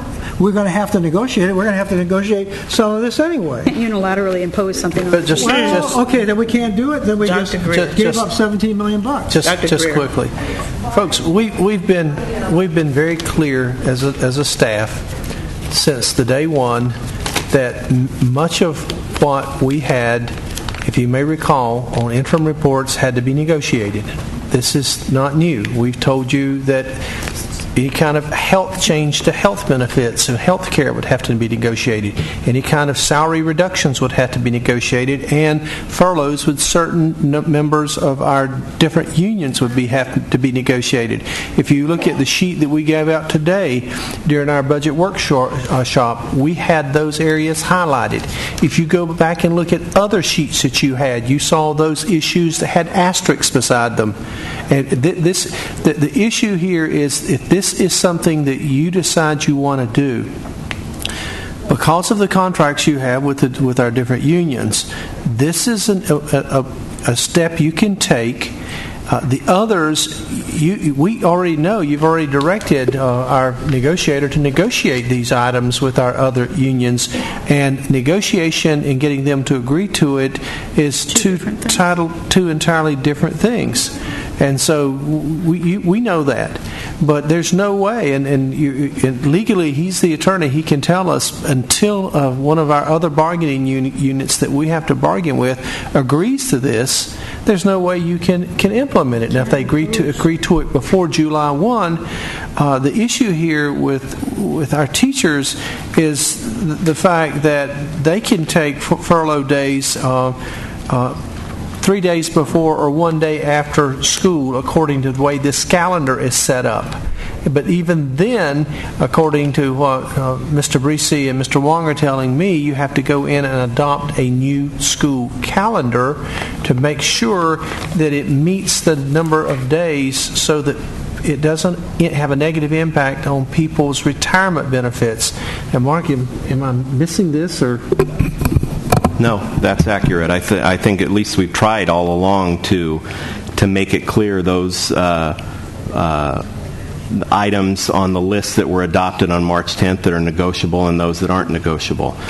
We have made the proposal at the bargaining table, but unless and until we reach an agreement or exhaust the impasse process, the board's is not empowered to take any action that would be any different than the action it took on March 10th with respect to negotiable items, which is just a plan. Yes. Okay, in terms of where the board has been to this point, first of all, the issue of furloughs has generally been pretty low on the list in terms of at least that's my viewpoint. I can say that.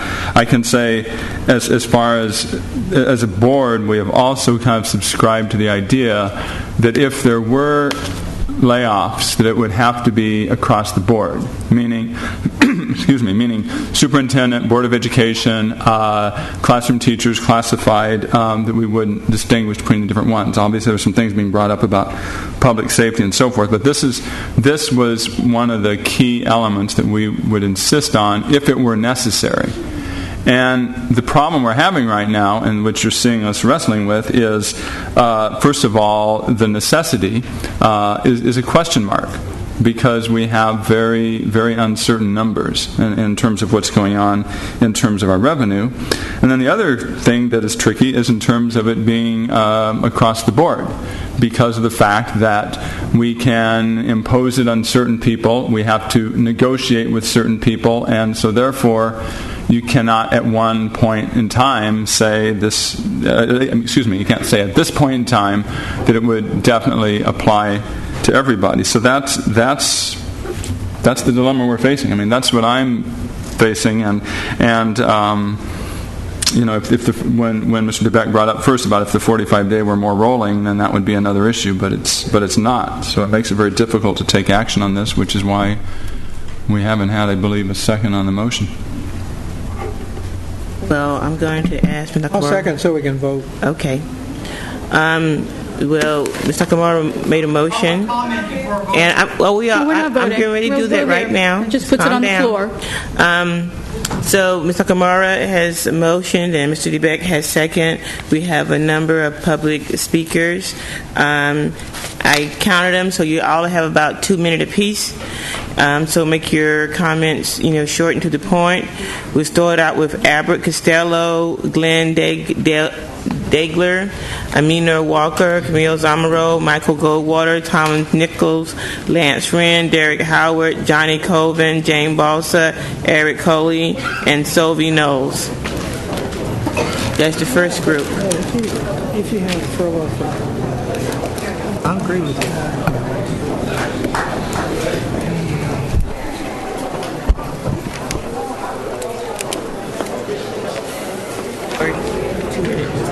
Okay. Thank you. Thank you. Can we go ahead and start with public comments, please? Those that are leaving, please exit quietly. Thank you. We're ready. I just wanted to point out real quick that you don't have food service workers on there, and you're going to have kids in school, and you're not going to feed them. I just really think you guys are moving real quick on something that isn't completely prepared right now, and I really want to encourage you to take a real good look at it. The numbers is another thing. If you just take the numbers that you've got on the board there for the people affected, you're looking at somewhere around $1.4 million a day. I just don't believe those are correct numbers. I think that we're moving in a direction way too quick. But let me go to say that President Ms. Jackson, board members, and Dr. Greer, my name is Tom Nichols, CSEA, Nancy Ridge Drive. I'm the VP of the PPO OSS bargaining unit.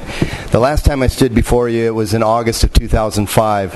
And at that time, I had asked you to, you had moved to reduce our work year by 6 days over the winter break. I stood here asking you to reinstate the loss of the working time because it didn't make business sense. Our opportunity for getting work done when the children aren't in school is very limited.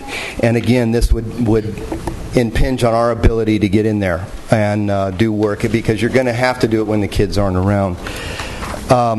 One more bit of history, and this ties into just what I opened up with, is when we first heard about the 6-day reduction, the numbers were in the highs of multiple millions to a point of like 1 million. And so it bounced all over the place. When you actually voted to reinstate me, and many of you are here and voted, and I thank you for that, and the money went in, it only was $600,000 for our bargaining unit. You need to understand, and the simple math is 6 days, $600,000, you're looking at about $100,000 a day. So if you do the 4 days, it's $400,000, not almost $6 million. So please make sure that you can trust the numbers that we're looking at. I'm not saying that someone isn't doing their homework, but maybe we just are doing this way too quick. I hope that you would really consider this before and vote no. President Ms. Jackson, board members, Dr. Greer. My name is Glenn Degler, and I'm a plumber with the San Diego Unified School District, and I've been here 14 years. Today I come before you to ask you to vote no, all right? The impact to my family won't be so much. It'll only be $925.29 a year. All right? I coach summer football. I sponsor a kid. It costs me about $1,000 a year. You won't impact me. You'll impact my community. I don't understand how you expect us to do the work. Classified employees are essential to our children's welfare. They feed, they clean, they deliver our kids to school safely, to and from school. Classified employees are electricians, carpenters, painters, plumbers, and they take care of everything you come in contact with all day long, from paper, mail, to your phones that you hold in your hands in your offices. All right? They take care of the lights, the toilets, everything you use in the restrooms. I don't understand how you guys are going to do without us. We're going through a reorganization down at PPO right now, where you're spending thousands of dollars to hire new positions. 3 managers' positions, 5 supervisors' positions, now 2 assistant supervisors' positions. The reorganization is building new offices and remodeling all of PPO. Now, how can we justify taking money away from us for 4 days, all right, and letting our managers have raises and go on vacations? I don't understand it. I ask you, the board, all right, to ask the hard questions from your managers, all right? Where are they getting the money? What are they telling you? Believe in what you see. Come to PPO. Thank you.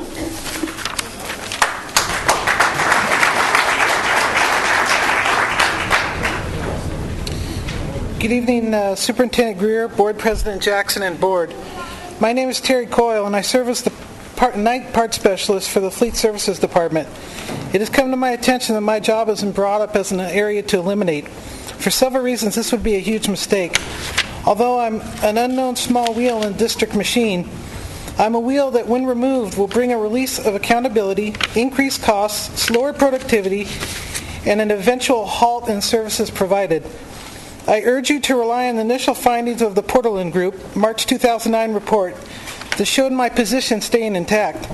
To quote page 18, current garage staffing is inadequate to properly maintain the aging fleet, close quote. An aging fleet, astronomical ratios, additional needed mechanics, tight budgets call for 2 people in our parts room when servicing the fleet's needs. The decisions I make save the district money on the front line. My presence alone will save the district my salary. I treat the district's money like it's my own. I know from experience that one person is not enough to do the job. We manage over $3.65 million of the district's money. For 4 total months due to illnesses at separate times, I've been left alone to handle the position. I work 60 hours a week, and every day I would fall further behind because of the workload. In December, we received a favorable reclassification due to the complex and fiscal nature of the job.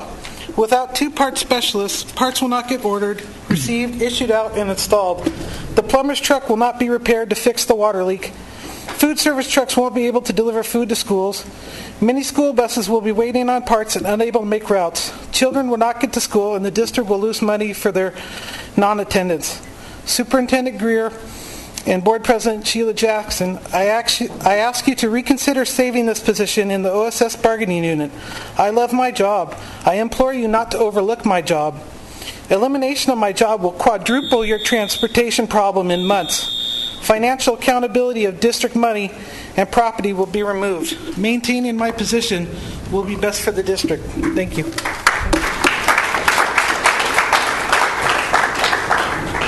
Good evening. I'm Camille Zombro, President of the San Diego Education Association, representing over 8,000 educators in San Diego Unified who, without our classified sisters and brothers, are unable to serve our students effectively. Our classrooms do not exist in a vacuum.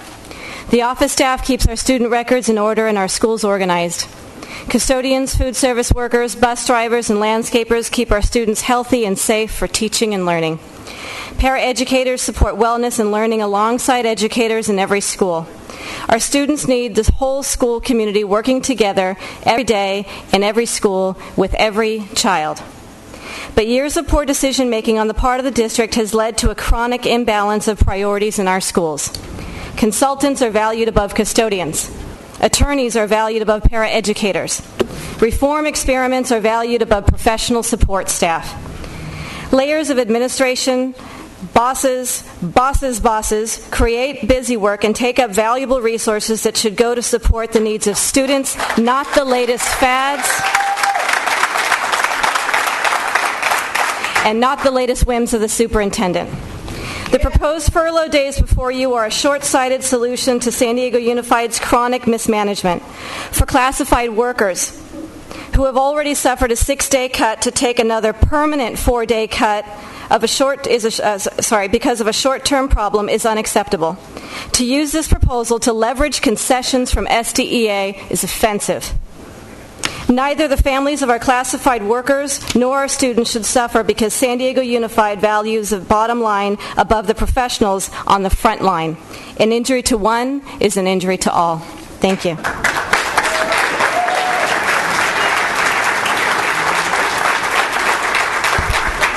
Good afternoon. My name is Jane Bowes. I'm the president of the Paraeducators, Chapter 759. I have spoken this morning regarding some question that I would like you to ask the people that crunch the numbers and propose this furlough or 4 days reduction work days for the classified employee. As the paraeducator, we service the student of special education. We have 1,500 employees that work for special ed. If the student is not in the site, the paraeducator doesn't work. So regarding this 4 days reduction, are you shorting the school day? If not, who's gonna be servicing the special education student while the paraeducator is off that day, the reduction day. And also I hear that we don't have a specific days to work. That's what I was thinking. I was listening to the superintendent and to the attorney, but we do have impacts and effects that's in under Article 18, Section 4. So any reduction has to still be negotiated, the impact and effects in our chapter. We work as a team. All the classified employee and the teacher work as a team. We're talking about the pie. Each of us have own certain things to work as a team to service the student of San Diego Unified School District. So please, ask the right question. Would you really save money if the 1,500 or the paraeducator that I represent, almost 3,000, will not be at work? Would you find a substitute and pay for that? Where is the savings that you're going to have? Thank you.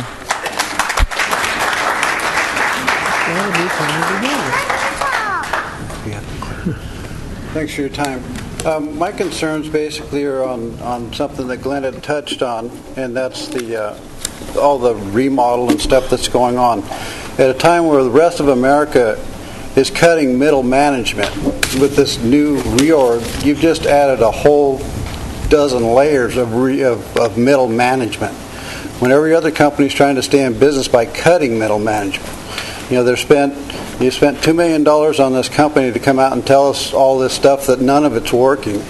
Then you got this reorg started.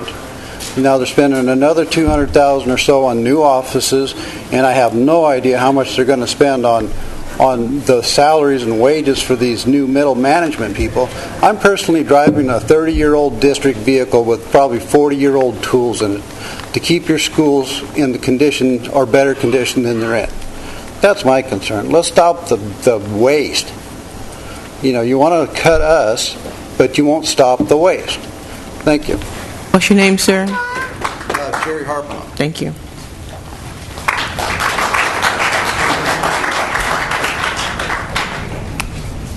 I'm sorry. I might get a little bit emotional here. But I'm a paraeducator. I'm a special education technician. My name is Erica Cullen. And I want to approach this a different way. I work with young adults that have different disabilities. I work out in the community in a program called TRACE. If you cut down 4 days, you're hurting our program because there won't be a paraeducator to be with these kids. And our kids really value our program. But it's not just my kids. It's the students in special ed, because paraeducators are very important to them. A teacher in our program where I work at, we have 12 students, and we break out every day into small groups, 4 groups. So a teacher will take a group, and each paraeducator will take a group, and we all go to job sites or we go to adult community colleges. We're teaching our students how to be independent. Our students love our program. If we're not there, they can't come. Our kids come when it rains. Our kids come during intercession when they don't have to. Every single one of our students showed up during intercession because they don't like staying at home. They like that feeling of being independent and being able to go out there and go out in the community on their own. These are kids with different types of disabilities. Kids in wheelchairs, kids who have Down syndrome, kids who are autistic. You cut down 4 days of a paraeducator, you're not letting kids come to school, and that breaks their heart. And what about the kids that are medically fragile? If you take away 4 days but the teachers are working, how is she going to handle a classroom full of students? Who's going to be there to help her? So you really need to take into consideration not just our jobs, but you're hurting kids. You're really hurting kids by doing this. And thank you very much.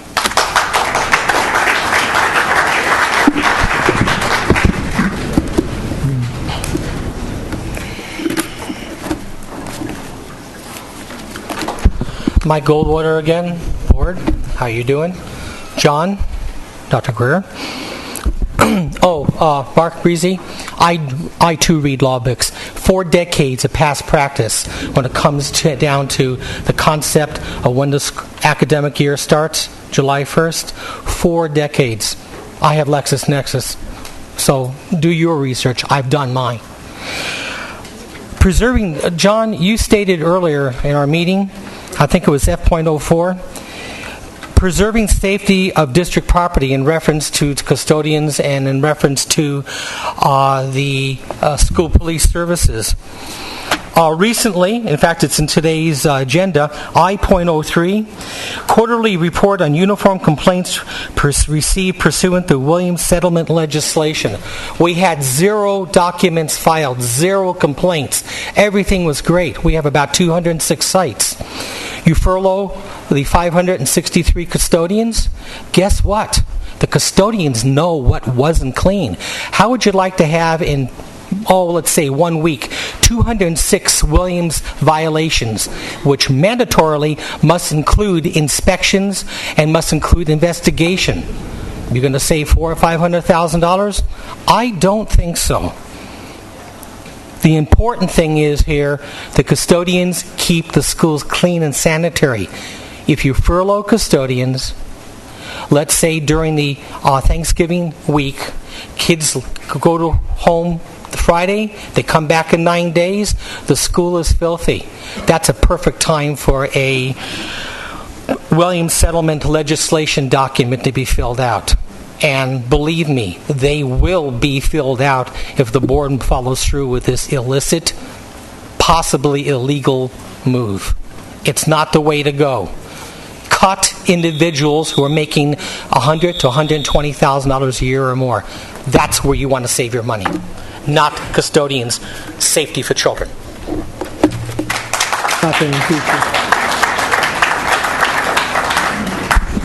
Good evening, Madam President. Good evening, Board. My name is Sovie Knowles. I work at Enrollment Options Office, and I am the treasurer for OTBS Chapter 788. I'm only here to talk from the heart, to tell you, originally when I heard about these 4 furlough days, I thought, yes, we're getting back 2 of our 6 days. Awesome. That's great.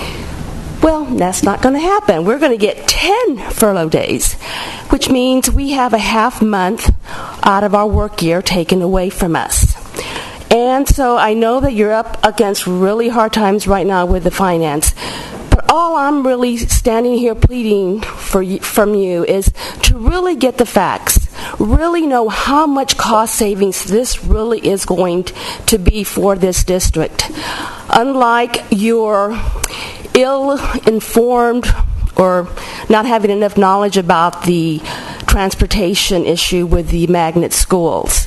You were given a figure of $10 million, and actually it was 4-point-something million savings. And so I'm thinking a lot of these things that are occurring with reorganizations are items that are being just kind of all thrown together in a package deal. I have heard $17 million in savings. I've heard $3.3 million. I have heard $5 million. What is it? What is it?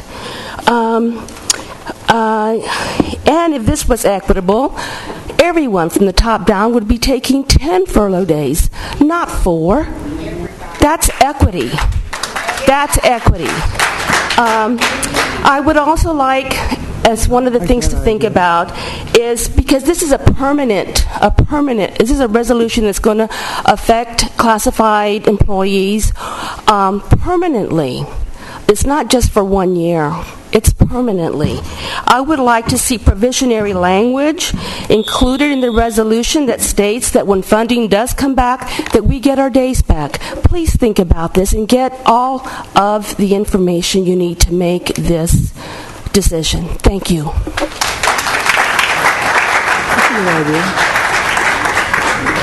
Derek Howard, 4325 Felton Street, San Diego, California, 92104.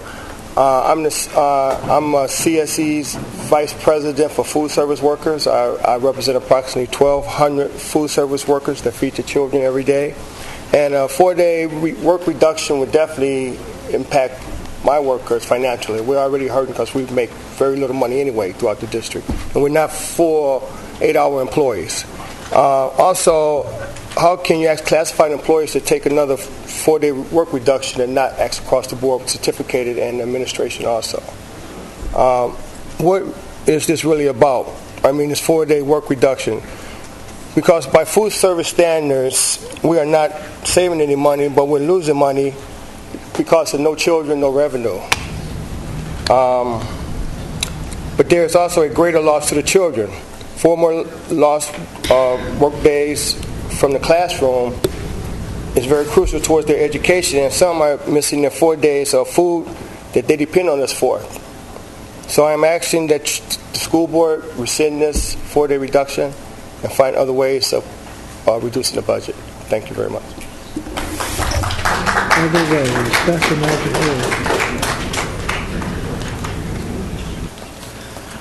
My name is Mike Lands. I reside at 9236 Lake Hill in Santee.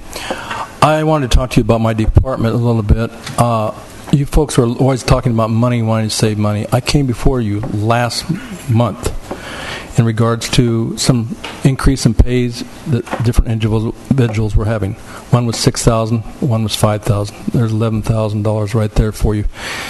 Why do we give those upper people the increase in pays, and when you're asking them for classified to take reduction in days? So we lose money, they get money. I don't quite understand that. But in our department, we've been asked to, and you're asking these people to work with more personnel. That's probably why they're getting more money. Well, it's funny, our department has lost personnel. We are working 2 jobs, basically. We have some positions that have been taken as a relief truck driver and a stock clerk. They're not even a stock clerk. We don't have time for them being there because they're too busy driving.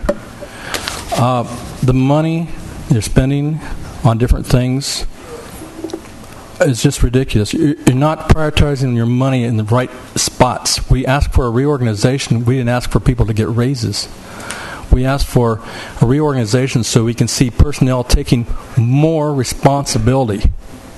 Managers taking responsibility, coming to you, not with high figures like this, with the correct figures, for them to be responsible for the figures that they come to you with, not just to walk away and say, oops, I'm sorry, I gave you the wrong figures. You make major decisions on these figures every time.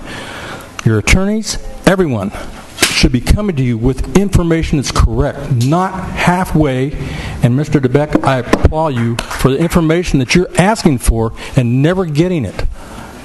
Why wait till the last minute and then say, oh, we got to do it now, and if you don't do it, we're going to lose. Make these people make these decisions and quit giving them raises. Thank you.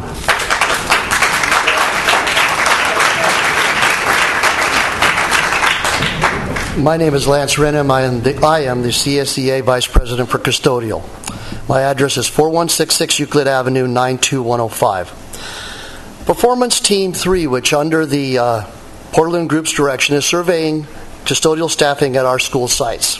The team has estimated that throughout the San Diego Unified School District, we are 215 custodians short. We have 200 sites, and with custodians working at them, and we are 215 custodians understaffed. I ask you, who will do the work? The district is proposing to reduce our work year by 4 days. What we need are more custodians and more days to do the work, not less. And I ask you again, who will do the work? Custodians deep clean the schools when the students are on break, so our children have a clean and safe environment to learn in when they come back. We have been hearing that the superintendent would like to extend the days of instruction to 200 days from 184 days. This would reduce the amount of days custodians have to deep clean the classrooms so our children have a clean, safe environment in which to learn. And by reducing the classified work year by 4 days, we are saying that classified work is less valued than other work done in this district. Once again, balancing the budget on the backs of classified workers.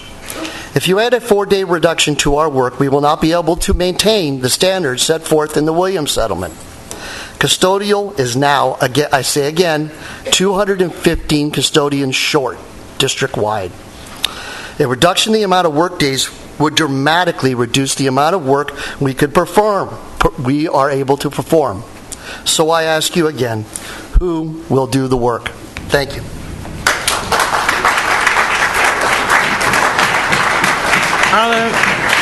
Carla Williams, Elaine Sabetti, Josie Evers, Bruce McGurr, and Johnny Colvin.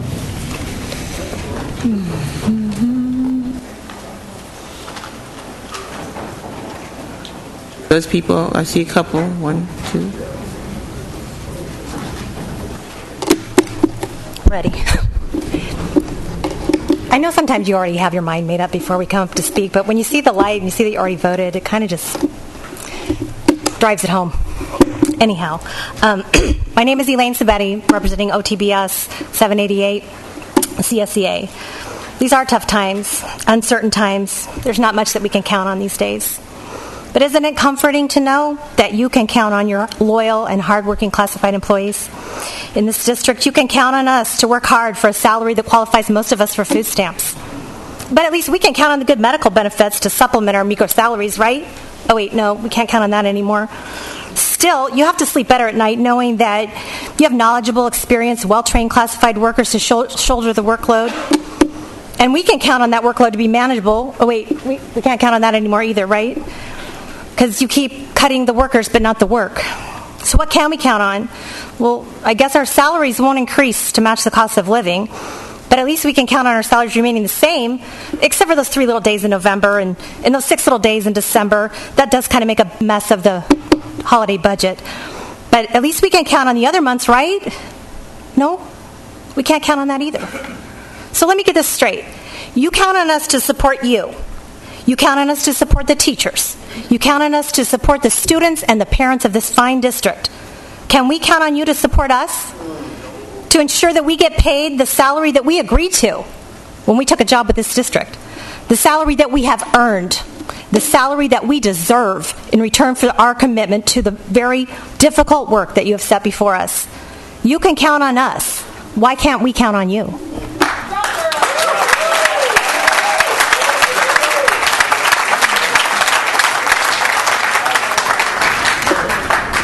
Good evening. Josephine Elvis, 8211 Teresa Drive, San Diego, California. I'm coming to you because I want you to know that there's only 3 of us workers that work with the State Department, and which is our physical therapy unit, which brings the children that aren't able to walk. We take them in wheelchairs.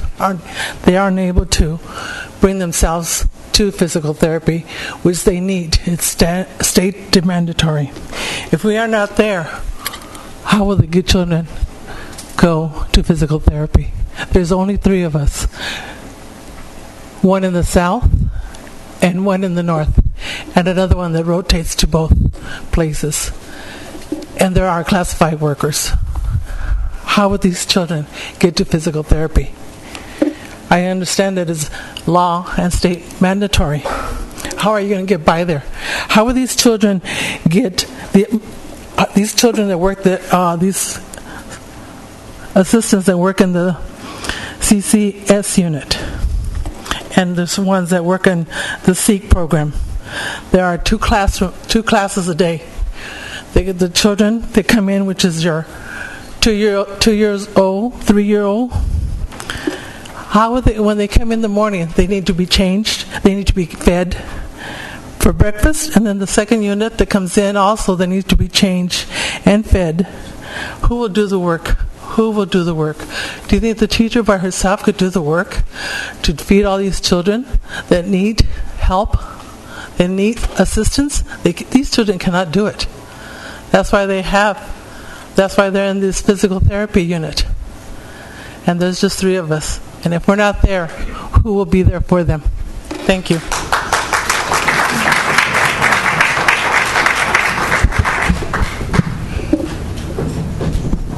My name is Bruce McGurr. I'm the president of the Administrators Association, San Diego City Schools. Good evening, President Jackson, board members, Dr. Greer. All district employees and the leaders of their respective associations are fully aware of the current budget crisis. AASD, representing classified, certificated supervisory employees, has been and remains willing to work with our colleagues to explore and identify budget solutions that will have the least amount of impact on students and the employees who serve their needs. In 2004, the work year for all central office managers and supervisors on a 12-month contract was reduced 6 days. The work year for principals was reduced 10 days, but the work didn't go away. Today, we're considering an additional 4-day work year reduction for classified members of our bargaining unit. Unfortunately, as in 2004, no attempt was made to discuss this proposal with AASD. Layoffs and reductions do save money, but without a plan to eliminate or reduce the additional workload on employees, these solutions end up doing more harm than good. Given the lack of prior discussion, AASD does not believe that you have enough information to make an informed decision. For this reason, we urge a no vote on this resolution, and furthermore, AASD urges the board to make it a priority to reinstate previous work year reductions as funds become available. Thank you.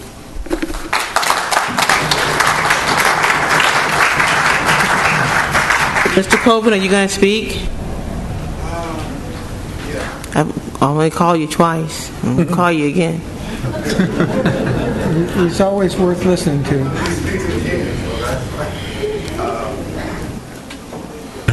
My name is Johnny Colvin. I'm the Chief Steward for OSS Chapter 724. And every time it's what it boils down to is my classified, certificated brothers and sisters' services are taken away from our children. These are our children too. There are daughters graduating and things like that this year.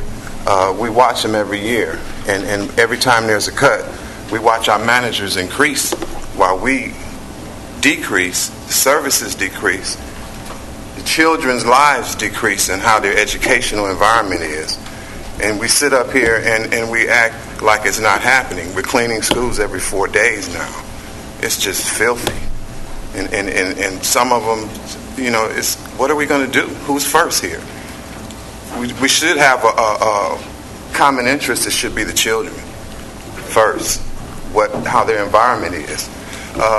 Mr. Stover, under Dr. Cohen, said we're losing $250 million annually to contracts going out for services that we do. I've stopped in the last month at the board meetings, contracts out for services that I know we do that have came up here and represented falsely. So all of this, you cannot touch any of us and not affect your children. You can't. Everybody here does something for a kid. You know what I mean? So, where's our priorities at? We get new managers. We get people who come in here. When the experience is these people sitting out here, ask them what needs to be done. They'll tell you. If they've been here long enough, they know how it worked when it worked. And they remember it is. And what we have is our managers not going back towards that with the money savings. I talked to Mr. Kobe. He says, can you cover my schools? Because I'm a landscaper and it's only 100 of you. I said, Mr. Kobe, when I came here, I did 3 schools in a week.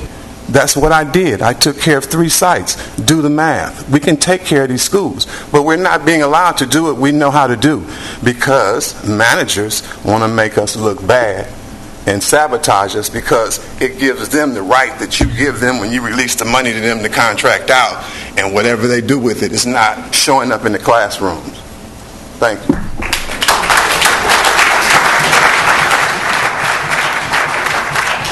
Dr. Evans. First of all, I want to say I appreciate the comment from the person who was talking about listening. I think it is really important that we listen to everybody, and I know I've gone to public meetings myself feeling like people had their minds made up and kind of what was the point. But I think everyone who spoke made some very good points. I've certainly seen and heard through the years about classified employees being the stepchildren of the district, and I don't think that this particular case is any exception to that. I know that last year in the whole layoff situations, when a lot of teacher layoffs were rescinded, that wasn't necessarily the case with classified employees. I also know when someone mentioned about needing over 200 more custodians, that has I have also heard that figure at a management level, that in terms of to being able to adequately service our schools, that's what we really need. We're trying to be as transparent as possible in terms of what's going on with our budget. We had a budget workshop this morning. Obviously, figures change for a lot of reasons, from what the state gives us to what's calculated internally. The reality today, right now, tonight, is that based on the figures that we have, we could balance our budget without doing the 4-day furlough. On the other hand, we don't know what's going to happen on Thursday when the governor issues another revise, both with and without the passage of the propositions that are on the ballot. But in terms of present information, which we have to operate on right now, we could balance the budget without doing the 4-day furlough. What is so bad in this situation from my point of view is that once again we are starting with the classified, not necessarily knowing what all the revenues are going to be from the state, not necessarily knowing what's going to happen in the negotiations with the Teachers Association, but somehow we're able to very easily say, well, classified, we can do this to you just because we can. And so I think, obviously we may be in very big trouble by Thursday in terms of what the state announces to us, but I think we have to be in this together. I think when we get figures, we have to sit down. We have to have representatives from both the district, from the state, but also from CSEA, SDA, looking at the figures, putting all of our heads together, decide what we're going to do every time we face a new budget shortfall. These budget shortfalls are not just today. It's not just on Thursday. Even after June, when we approve a budget, there are probably going to be some more coming, and we all need to be in this together, putting our heads together with figures that everybody believes. And I know a really huge problem is trust. I mean, I can sit up here and say, well, just give us the power to do this, and we will issue this, and then if we find the money, we will rescind it. I'm sure that there's not a lot of trust around that. So for that reason, I really can't support this.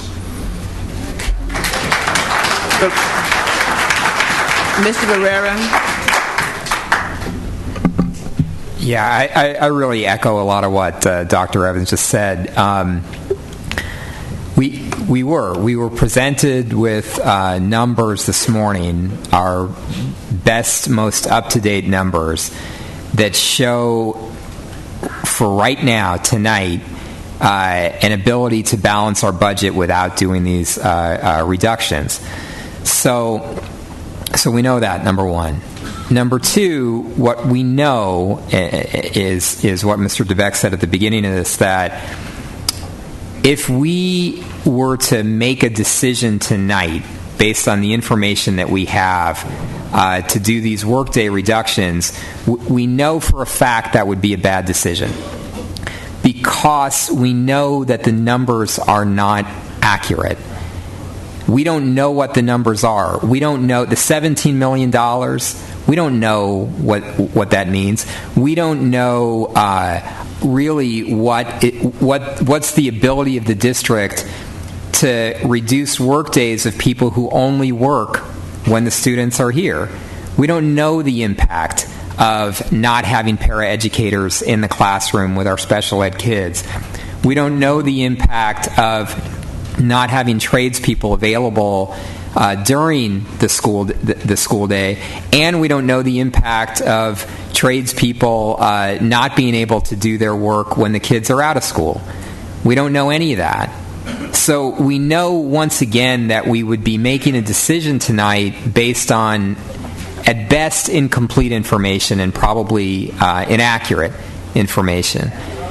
And so then it becomes, all right, well, do we make what we know is a bad decision tonight because we've got the option of rescinding it later? Well, I don't think that makes a lot of sense. And the argument is, well, because if we don't make it tonight, then we lose our ability to make that decision later.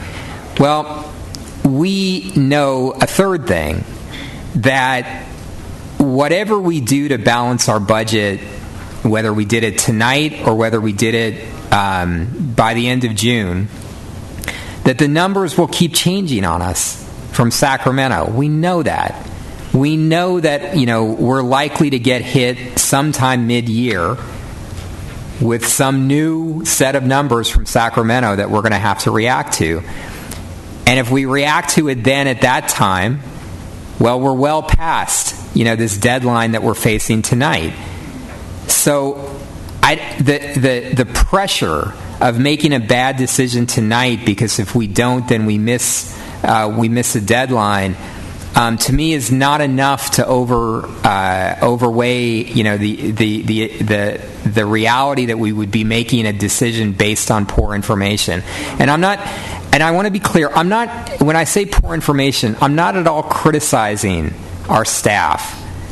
In fact, the numbers that we looked at this morning, which show that we have an ability tonight to balance our budget without making these cuts, was the product of incredible work by our staff that went a long way in mitigating the numbers that we were facing when we had to turn our report in the middle of March. Incredible work by staff, including work to reduce the central office.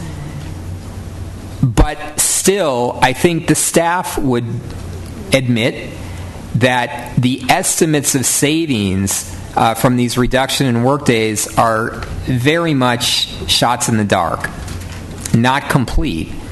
And so for that reason, I can't support this motion tonight, and I can't be pressured into making a bad decision because we lose our opportunity to make a bad decision later if we don't make it tonight. It just doesn't make sense to me. Ms. Nakamura?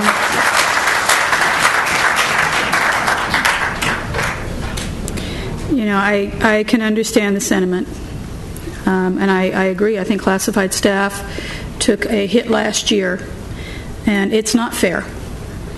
I think that we actually need everybody to contribute, everyone to work, because while we are standing by our teachers and standing by our staff, I think we're turning our backs on our children and our children's education. When you go further down the list and you see what is at risk in San Diego, what we walk away from when you go further down the list on Plan B, I can't go there. Those are valuable programs.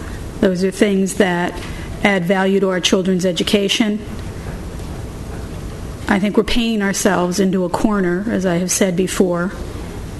These are decisions that can be rescinded, but these are not decisions that can be made again. I don't think it's a responsible thing to do, and I am to all of the people that support our children in our schools. Every single one of you, from the bus drivers and all of you who spoke so eloquently, to my own child's library tech who came up and spoke, to people that every single day in this classroom contribute. In this classroom we call San Diego Unified, this huge place. But I look further down the list, and I listen to the children playing the music outside, and everyone up here knows how I feel about that. But I also think of the kids that have had the chance to go to Camp Palomar and to visit Balboa Park. I think about the entire VAPA department. I'm concerned about losses in supplies in the classroom. I'm worried about the loss of other support. And as difficult as and as sorry as I am, I feel that this is to be the responsible decision, and I have a feeling I'm going to be the only vote up here, which will not really be helpful. I think that light is on, and I think I know what that light means from Mr. DeBeck. It's not what you think. Probably do.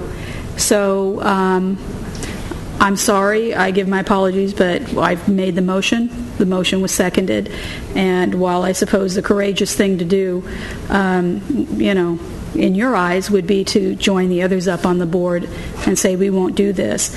When I look into the eyes of my children, I think the courageous thing to do is to ask everybody to give a little bit, and that we all work together, and that we all try and find answers. Thank you, Ms. Nakamura. Thank you, audience. Mr. DeBeck, please. I just call for the question. Since I voted already, I made up my mind, and people just probably don't understand me. So let's just vote. Okay. Can I just ask for a moment to let me speak, please? I haven't spoken at all yet tonight. And I know it's appropriate when the question is called that we go ahead and vote, but I think this is a very serious issue, and we have to understand the consequences of our votes tonight.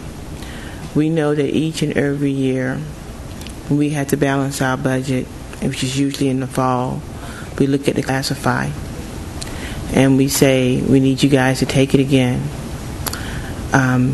We then complain throughout the year as we don't have our classrooms clean, as we can't move teachers, so we go out and hire other people to come in and do the work. And the staff does stand here and tell us it's necessary because we don't have the people. And usually we don't have the people because our people are not making a lot of money. And I said this a few years ago, and I say it again now. Most of the kids that are in our schools are students, are our family members. They're children of our workers. Most of the people who was able to make a lot of money did move out of San Diego. They moved out to Poway and Encinitas and wherever, where they can buy a home at, and they did.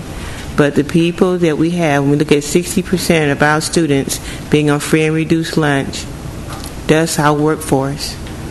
And when we cut their money, we are affecting our students. And that needs to be remembered as we make our decisions up here. So anyway, Mr. DeBeck, call for the question. Please vote, board.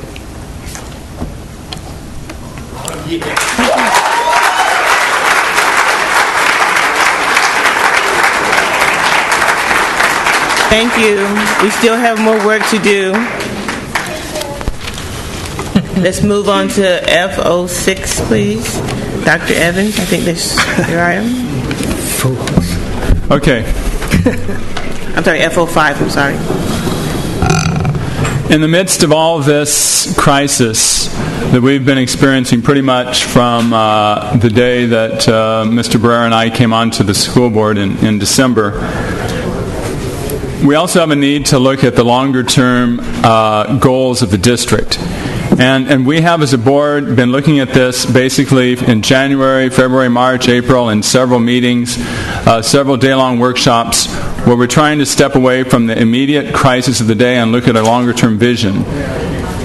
And that vision is basically based upon the idea of our current first graders being graduating from high school in the year 2020. And what we can do between now and the year 2020. We're always hobbling from one year to the next, from one crisis to the next, just holding the schools together. And we need to have a bigger picture of where we're going. Because if we have a bigger picture of where we're going, it also affects the decisions that we're making right now. One example would be if we're looking at closing schools. We could say we could save some money today by closing this school over here or this school over here, but if we don't take a longer-term view, we don't really know whether we're going to have to reopen that school in a few years or whether it's going to be counterproductive. So that's what we want to do, is to move towards that sort of vision. Everything else we've talked about in terms of the budget, the same thing applies. We have to look about where this is going to take our school over the next several years. And as we discussed it, we came up, and we can read through the vision that we developed for the year 2020. But I just want to kind of highlight some points that we were looking at. First of all, which is we talked about earlier, we really want to develop a democratic system, to have our schools based upon a democratic system with a lot of community involvement. This is key to what we're doing. We really want to return to the concept of a neighborhood school. Not that we shouldn't have special programs that children could travel to, but the fact that it wouldn't be because they didn't have a decent school in their own neighborhood. In terms of letting schools and local communities make some of their own decisions, we're a very large district and we need to kind of decentralize in that direction. But to do that, we need to have very clear measures of success, and not the measures of success that are determined by Sacramento or Washington, but we here in San Diego decide about how we want to measure a good education. We need to have the right technology so that we can affect the delivery of instruction for our students, but also one of the things we're doing in terms of reducing the central office budget is by streamlining administration we can save a lot of money and make our schools a lot more efficient. We need to have the best teachers, the best classified employees, the best principals. I know this is hard to listen to in a time when we're looking at cuts and asking people to make sacrifices at different points. But the only way we are going to have great schools in San Diego is being in the top tier in terms of the type of staff that we have. And obviously we've talked today about the dropout rate and how important that is and what we can do to have more effective high schools. What we have to do is prove what we can do with the very little amount of money that we have, so that when we want to go further in improving our education, we can actually convince the community of San Diego to provide local financial support through our own taxes for the schools, not just what comes from Sacramento or from Washington. So these are some of the points that we've been discussing. And with 5 different board members, obviously we have a lot of different points of view, and we've taken a lot of time to work on this together to come up with what our vision for the schools is. So it's not based on any one particular person, but it's based on what we're doing as a board, even though right now there are only 3 out of 5 If that's a motion, I second. board members up here. So let me just read through this, and just to give you an idea of what we're talking about. The whole point of the board doing this is for the community to be able to listen and comment on what is included and not included in our vision for the schools in 2020. First of all, the San Diego Unified School District will demonstrate national and international leadership through educational innovation and student achievement, contributing to a viable, stable economy, a clean environment, and active community participation. Another point, the district's success, along with competitive salaries and benefits, will allow it to attract and retain the best and most experienced staff, meaning teachers, classified principals, central staff, everybody. The district will operate efficiently, effectively, and democratically. Citizens will have confidence in the district and will be willing to invest boldly in its operation. The schools will be safe, attractive neighborhood learning centers, supporting learning and instruction for citizens of all ages. Schools will offer opportunities that increase the capacities of the communities to meet their own needs. Schools and clusters will have increased authority to establish educational strategies designed to assure the success of each student, and will be held accountable for the results of those decisions.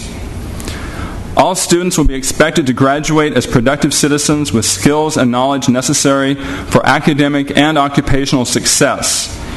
Individualized courses of instruction will be geared to students' personal strengths and interests. At this point in 2020, each student will be evaluated based upon progress according to their own individual learning plan. They will be able to move through the system at an accelerated pace and graduate when all requirements have been fulfilled.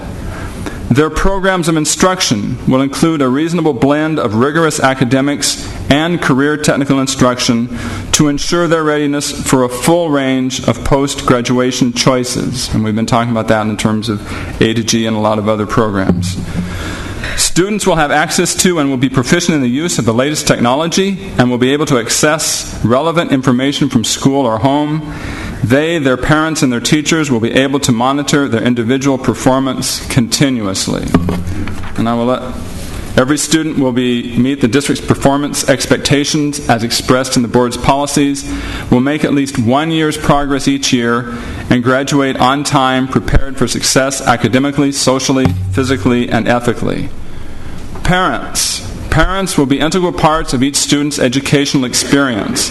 Parents, students, and teachers will collaborate in designing individual learning plans for students. Parents will be able to constantly monitor their child's performance, and again, based on the technology that we will have. Parents will also play an integral part in school site governance and councils in a meaningful way. Community volunteers and partners will augment the work of teachers in support of helping each student succeed. Our goal for 2020, that salaries and benefits for San Diego Unified staff will rank among the top within the state. In order to retain the best staff, career advancement opportunities will be available to provide growth options for those meeting the job specifications. All staff will have necessary training and development opportunities to assure their continued adequacy for the demands of the profession, including but not limited to the demands of a diverse student population. Another important point here, the staff will parallel the demographic mix of the San Diego Unified student population. Low student-teacher ratios, an important topic now, will permit teachers to interact productively with each student and to serve as coaches, facilitators, and guides in the learning experience. Staff will enjoy relative freedom to do the jobs for which they were hired within established parameters, but they will be held accountable for student achievement. And in terms of central administration, which, despite various comments that we've all made, we still need, the central administration will be technologically sophisticated and highly efficient in all divisions in order to best serve the learning needs of students and citizens. District staff will enable schools and teachers to effectively monitor each student's academic progress in a manner that minimizes the clerical aspects of the task, which is taking so much time for teachers now. Effective long-range planning and strong advocacy will result in the ability of the district and the schools to make multi-year plans with confidence, rather than the month-to-month we're doing right now. The primary role of central administration will be one of support for school sites. And the board, the San Diego Board of Education, will accept its responsibility to provide visionary leadership for the district by setting policy-level direction, including setting the budget, and by effectively monitoring the district performance against established standards. The board will consider the performance of the district and the performance of the board to be identical, and will delegate authority appropriately to the superintendent to manage and lead the internal processes of the district, both in instructional and operational areas. So we really want to have accountability. The board will hold the superintendent accountable for the results of the decisions that have been delegated to the superintendent. The board will hold itself accountable for performing its responsibilities in an exemplary fashion, for maintaining an ambitious vision for San Diego Unified, and also holding itself accountable for effectively communicating with the full breadth of the citizenry of San Diego.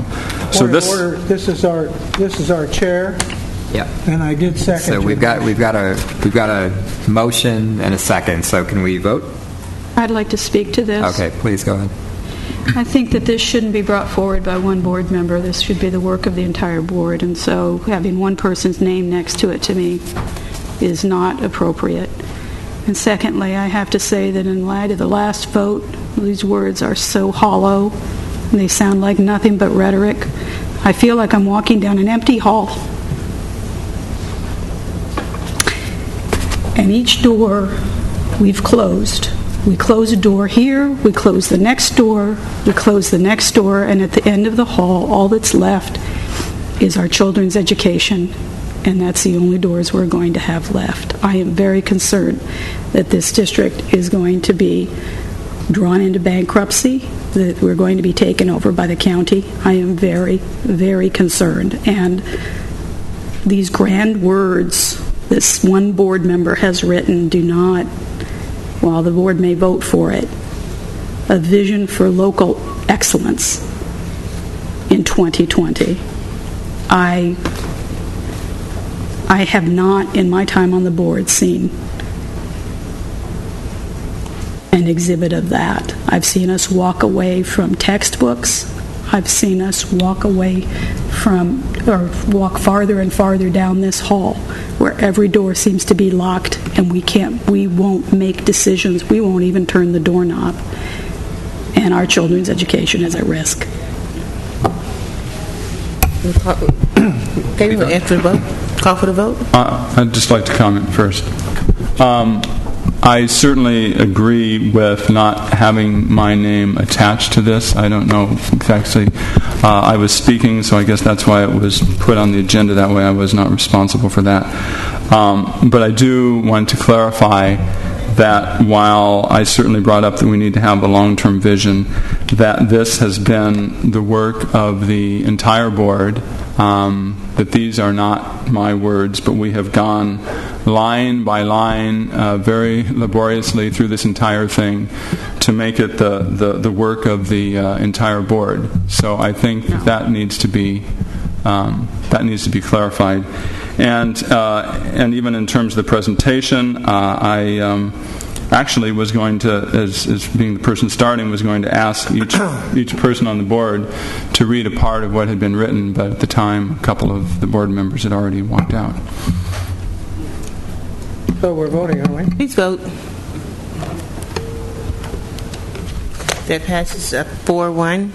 The next item is F06, and that is our board meetings for July through December. Move approval. Especially if those are the only meetings. Subject to change. Okay, I have a motion. Do I have a second, please? It's been moved and seconded. Comments? Comment, yes. Okay. I don't know that we necessarily have to have both July 20th and 21st reserved for a board workshop. We have had multiple workshop days throughout the year. I would suggest just reserving the 21st. Is the only... Okay, so I would move to amend it to list the workshop as July 21st. Isn't this the Aspen group? Yeah. No. Both of them? I don't know. I don't know about that being the Aspen. We have one in June with the Aspen group. So you're moving. So you're saying that you'd second it, except we have to pull one of the 2 days, the 20th or 21st. Right. My suggestion is to poll the 20th. So the 21st is a regular Tuesday. Except it's a non-board meeting Tuesday. We have Ms. Ward. Ms. Ward, please. The July date could be a follow-up session on governance. And for me, I think it's better for us to have our date scheduled in advance so we can make plans around it, rather than, as we've been doing recently, having to juggle calendars and look at calendars and find the best place to put things in. This way, it's scheduled well in advance. So in that case, I would, if the other amendment I could propose is that be Tuesday and Wednesday rather than Monday and Tuesday, 21st and 22nd. Okay, I can agree with that. Who made the motion? I can't because I have a Wednesday meeting. So okay, so we can't do Tuesday and Wednesday. How about Thursday, Friday? You know what I feel about that. Till Friday noon. Okay. You know, if we have to call special meetings, we keep doing it. Keep doing it anyway. So why don't we just make it a Tuesday meeting? And I got Tuesdays blocked off forever. Right. But I hate having other days rattle around. Okay. So we'll go ahead and amend it for that Tuesday and cancel that Monday. Is that okay? Who made the motion? Yes. Okay, the motion is then we adopt the calendar, except in July, the meeting dates are July 14th and July 21st. Right. And the rest of the calendar remains as it is. And July 28th, yes, sir. Okay. Okay. Any more questions or discussions? Please vote. All right, that passes 5-0. We're on a roll. Let's go to student instructional matters. G1, proposed for adoption of textbooks and instructional materials for the 09-10 school year. I see here Dr. Greer. You want to tee us up, please? Thank you, President Jackson. As you know, we've had a bit of discussions about textbooks. We have, Dr. Morris and I met with the department heads from each of our middle and high schools and with other individuals that led the departments where we had textbook adoptions. They shared information with us. I have forwarded most of that information to you. I continue to receive some follow-up today. The vast majority of our teachers have recommended that the board adopt those textbooks, citing the need to have new textbooks because of the accompanying digital instructional materials, and simply because some of the textbooks were worn out. I had a number of teachers, particularly in a geometry series, say that they thought the book was fine, but it was just worn out. You heard us earlier in the meeting today talk about having a new instructional delivery committee put together. I also would inform you that the Senate today in the state of California passed legislation which would allow school districts to use textbook material, textbook dollars to buy this type of technological material to replace textbooks in the future. Now that still is not law, but that's one half of our branch of government. The teachers we talked to said that they were certainly in favor of moving in that direction. They didn't feel like we were prepared to be there quite yet. So with that said, our staff recommends that you approve the attached list of textbooks and accompanying digital instructional materials. Yes, Thank you. sir. Moved. Okay, a second? Second. Got a second? Mr. Boris, you got a short demo for us? Well, 5 minutes. The one comment I would make is we have some folks here. You all asked for a I know. demonstration. Yes, you got 5 minutes. And if we have time to do that, they're willing to come forward. 5 minutes. They planned for 3, but they'll Okay. take 5. Well, you got 3 minutes. But whoever y'all, come on up here and let's get it done.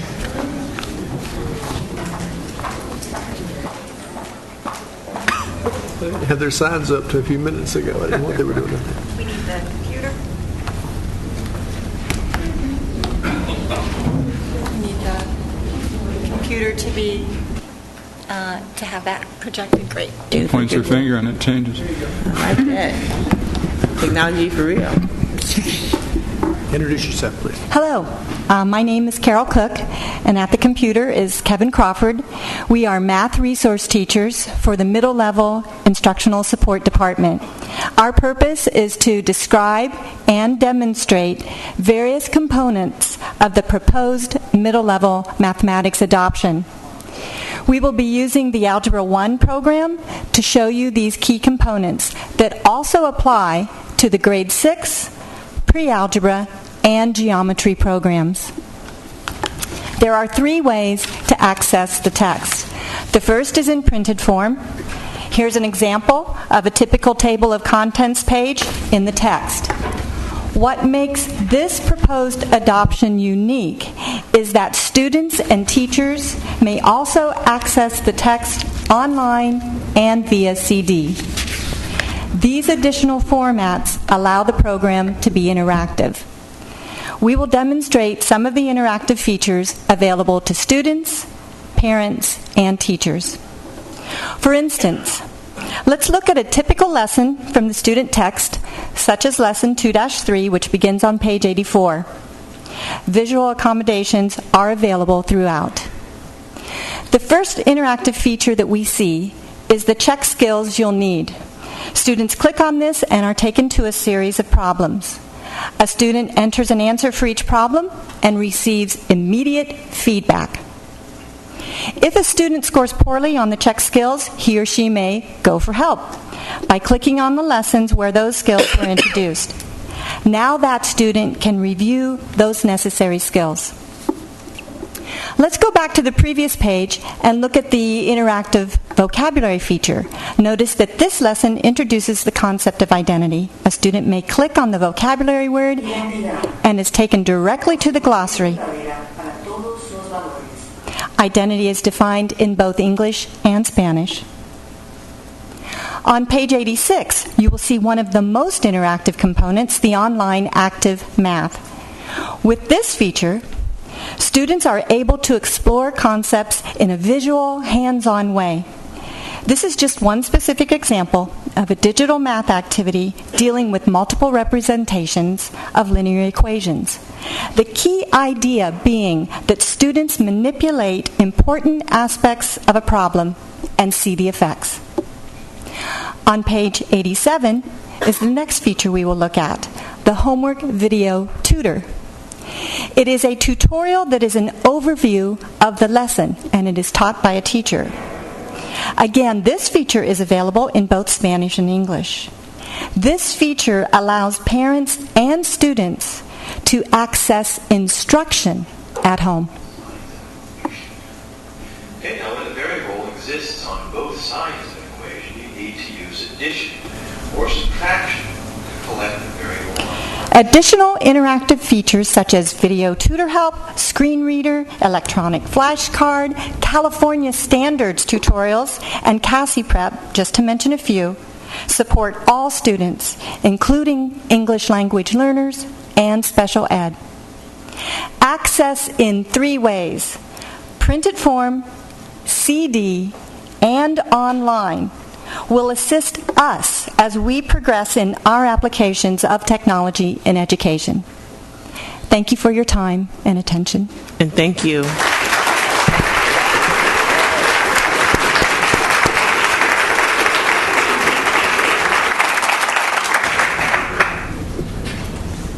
Board member comments? Yeah. Let's do it.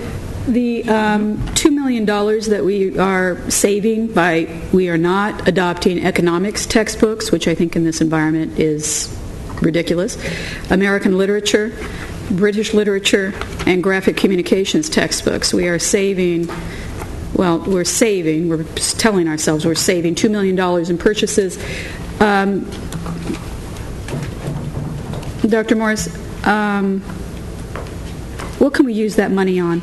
That $2 million? Is it just going to sit on the side somewhere, or can we apply it somewhere else? Actually, I think the reason we haven't brought those back to you is because we have serious concerns in terms of the fact that we might have to use that money in terms of additional cuts that are coming down the line. Will we be able to do that? Yes, we will. We With can't this apply money, it? that money is flexible that we now have left. Okay. The money that, if you do approve the text this evening, will pretty much take care of the money that was part of the carryover by which we were bound that we had to spend primarily on textbooks.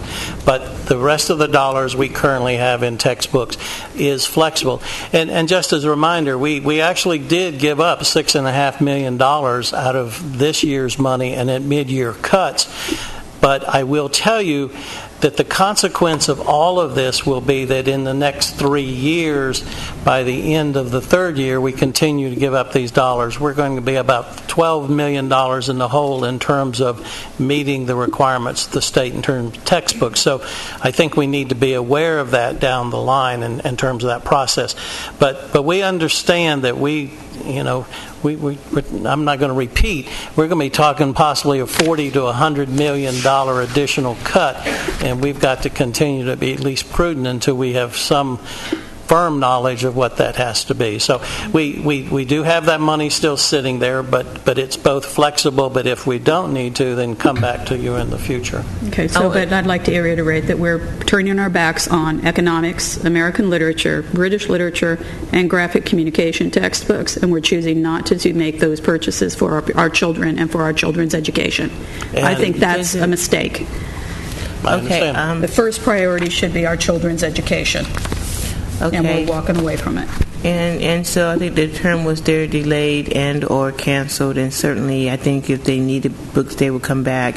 I think one of the things that has happened, and certainly the staff is getting the message, that you just don't provide something to us and give a few words. We need to know what it is that we're getting.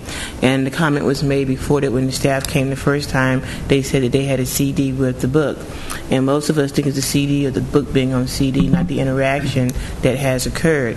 So I think for those that are saying, well, why didn't you want to adopt the textbooks? It's because as board members, we need to be educated about what we're purchasing. And that was not very clear. And so I thank you for coming back again tonight with a better presentation about what we will be receiving as we purchase this new round of books. And I think my response to that is we are lifelong learners, and we learn in terms of how to do this. I do want to make just one comment that I think it's a tribute to you, and you all probably aren't even aware of it. About 2 months ago, you approved a contract called for SCATE Kids, which is a reading intervention program for our Title I schools. And I want to give you an example of what we're talking about in terms of digital and part of our vision. we put that into the schools that you approved. And I will say to you that the technology is lacking in a large number of those schools to really do it well. But the story I want to tell you is that it went into several schools that were getting ready to take their 4-week break because they're non-traditional schools. During that time, we had 446 hits from Mexico that averaged 30 minutes a hit. Wow. Now, I do have to tell you, that is amazing, because what that means is the students are engaged, they're excited, but more importantly, we're getting outside of 4 walls to be able to get our students education. 24/7, 365. Dr. Evans. And we're going to bring that technology plan to you quickly. I just want to thank and congratulate the staff for very good work on this. We just didn't want to jump instantly when there were $10 million or something like that was to be spent. And even though I know a lot of this work had already been done, it was a matter of revealing it to us. And I think you also did something great, which was really establish priorities. What's absolutely essential, what's essential, what is not essential, which is what we have to do with every item on our budget. And my assumption is also that even though we are delaying and looking at flexibility in these $2 million, that's a pretty significant thing in our current budget shortfall, is that economics, American literature, British literature, and graphic communications will have textbooks next year. What I heard and going through all these other textbooks and the information from teachers and others were a couple of variations. One, that it was just a text that was not serving the purposes of the state standards and instruction and so forth they were trying to meet, so that was one reason we needed another text. And in other cases, the texts were just completely worn out and there just weren't enough to use. So both of those reasons are good reasons to replace them. So I appreciate the fact that you were able to make this distinction in terms of just approving everything. We do have some public testimony, and I ask you to please come forward at this time. I think because of the number, we'll give you 2 minutes to speak. Young Ho Park, I think it is, Ray Adair, Nancy Merrill Cole, Anne-Marie Haney, Deborah McNulty, Janice Zosa, and Steve Ray. Thank you.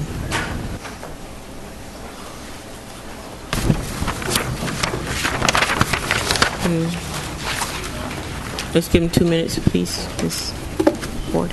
Good evening. My name is Nancy Meyer Coral, and I've been a Spanish teacher in San Diego Unified School District for 29 years now. This is my first time being in front of the Board of Education because I feel so strongly about this. I have a question for you, and I was just wondering, when did textbooks become a luxury item and not a necessity? That's just my curiosity, but I'm honored to represent the World Language Teachers of San Diego Unified School District to present to you tonight a petition signed by the entire staff of 31 secondary schools. I'd like to read the petition to you if I could. The following World Language Teachers of San Diego Unified School District implore you to purchase the newly adopted Spanish, French, and German 1-2 textbooks and the ancillary materials that reflect the recently adopted standards and framework. To further enhance the classroom experience, the textbooks come with state-of-the-art materials that you saw. Ours is just like that. The materials are rich with strategies and activities to meet the special needs and learning styles of all of our students. As you know, we're an A to G course, and without state-of-the-art textbooks and technology, our students will be at a disadvantage when applying for college entrance and when taking the AP and the SAT-2 tests. Our current textbooks are worn out and antiquated by today's standards, and they must be replaced with new textbooks that have the cutting-edge technology that I know you desire, we desire also. But we need to bridge the gap to the future. The future may be digital, but right now we're in the classroom, in the trenches, and we need these materials to continue to provide a quality education to all of our kids. So thank you.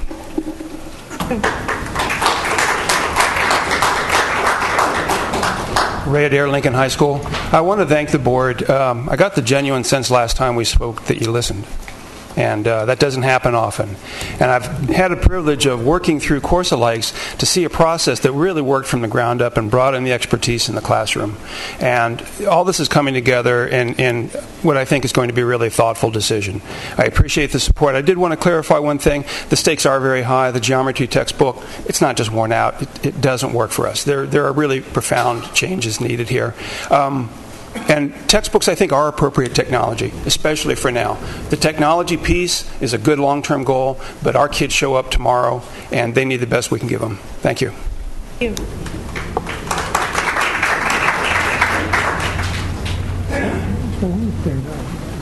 Anyone else? There we go. My name's Deborah McAnulty. My address is on file in the Board of Education office. I'm currently teaching at Twain High School.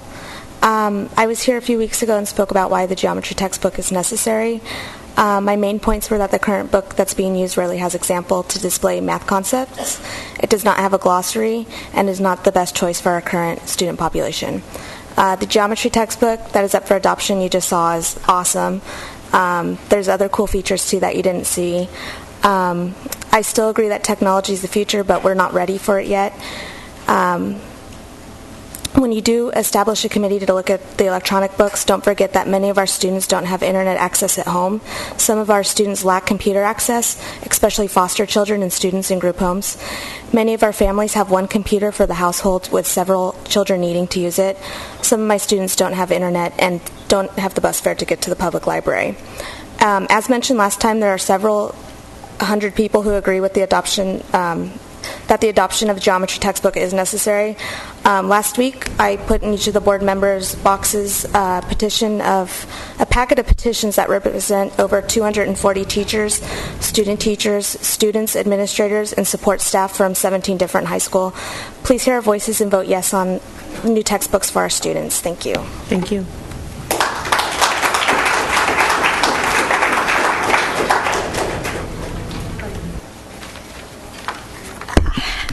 Good afternoon.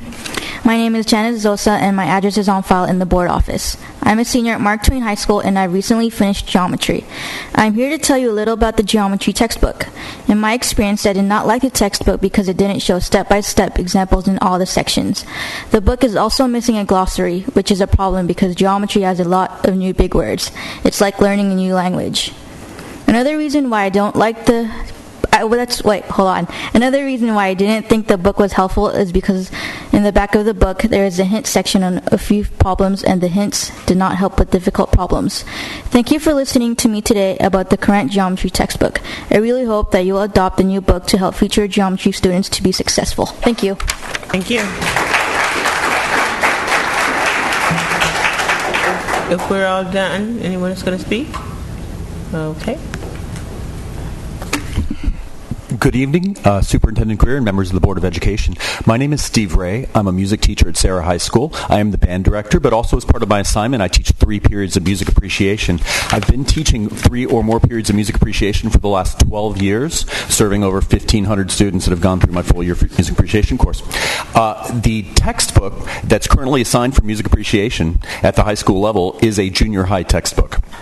And so as we vote on the adoption, I was on the adoption committee this year for the music appreciation.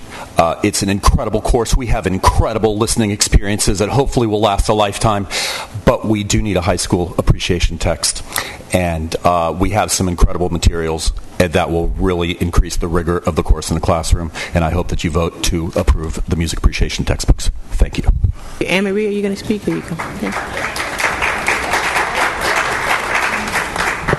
Anne-Marie Haney, Community Council for Music in the Schools. We're not asking for an updated version. We have no materials, no textbook for music appreciation. So when teachers find that they're going to have the opportunity to teach it, they're on their own. And as Steve has said, he's been using the middle school textbooks, which do not meet the high school standards as required for the F requirement for admission into the UC system.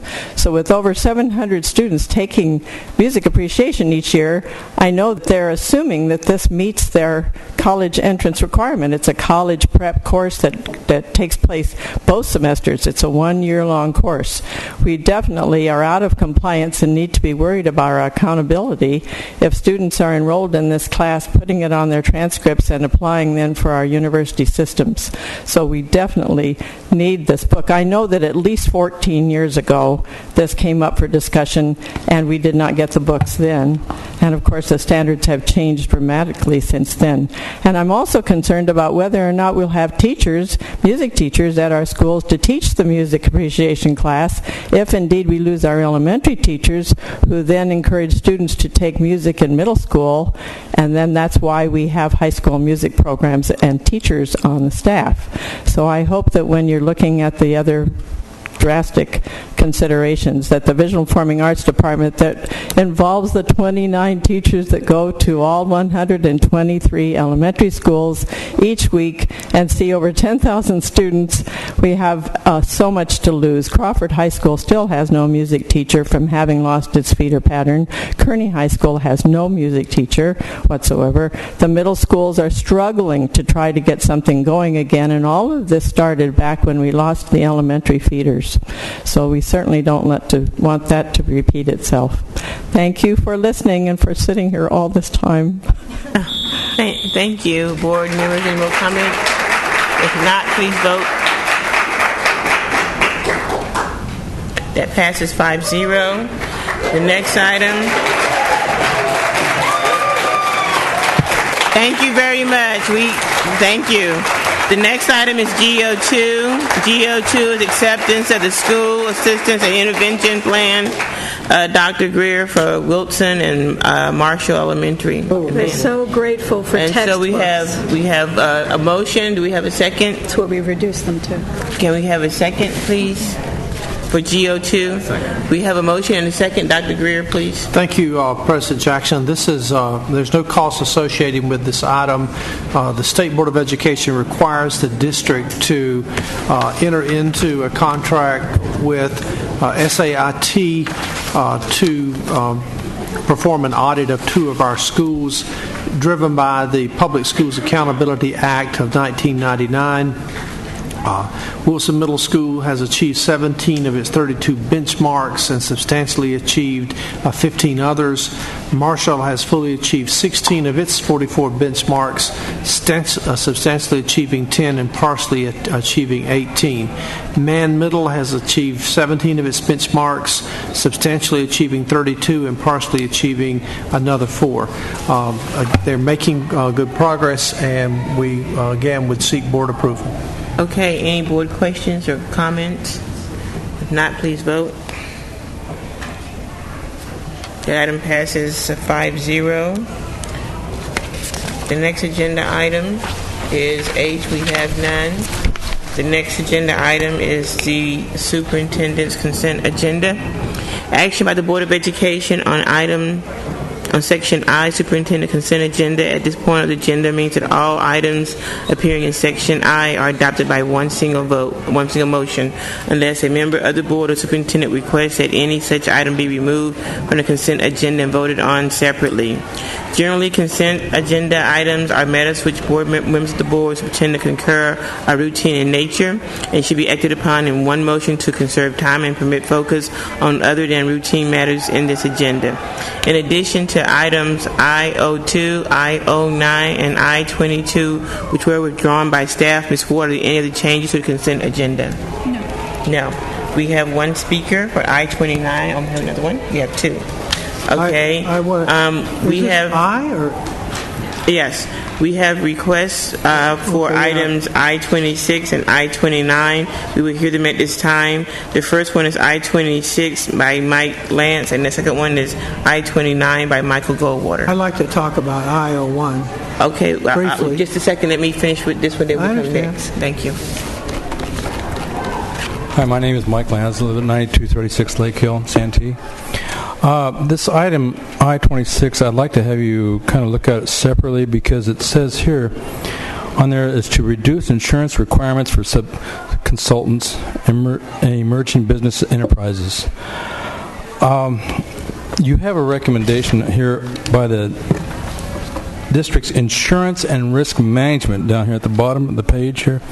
It talks about They recommend that the insurance requirements incorporated in the agreement remain unchanged because they're saying here the firm's response to the original solicitations were aware of the insurance requirements, and the proposed amendments will provide an exception to those conditions.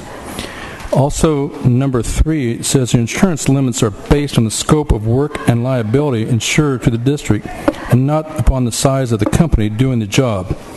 And reduction of the requirement insurance limits all expose the district to higher risk on potential jobs. I think you ought to take their recommendation because obviously we hire these people in the district that are supposed to be experts on this, and they're making this recommendation that it stay the same. I don't think there should be any change on it because they were fully aware of the circumstances before they took on the contract. There's no. I don't like to see hidden agendas. There were no hidden agendas to them. So when they took it on, I think they should go ahead and take on the responsibility of what they agreed upon. And when we're trying to make special circumstances for them, for the smaller businesses, for the EBE, I think they know what it's doing when they're putting their bids in.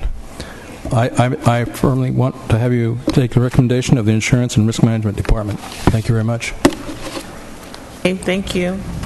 I-29, Michael Goldwater.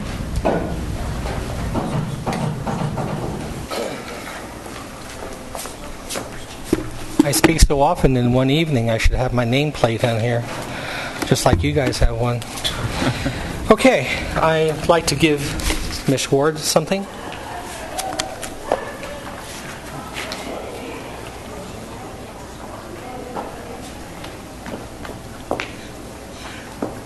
Hello, how you doing? Again, there are 2 areas of concern I have, so I'd like to bifurcate it in that area. One of them is we already discussed with the superintendent the concept of the senior zone manager to eliminate the concept of that so we can get rid of it and save some money. Because we have an individual right now who's new to the district on probation from another district taking the position of senior zone manager, and zone manager. He's doing 2 different functions right now.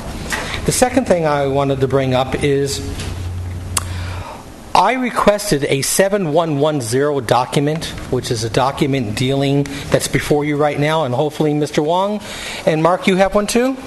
If you look at the very back end, it states San Diego City Schools employee complaint alleging harassment or discrimination.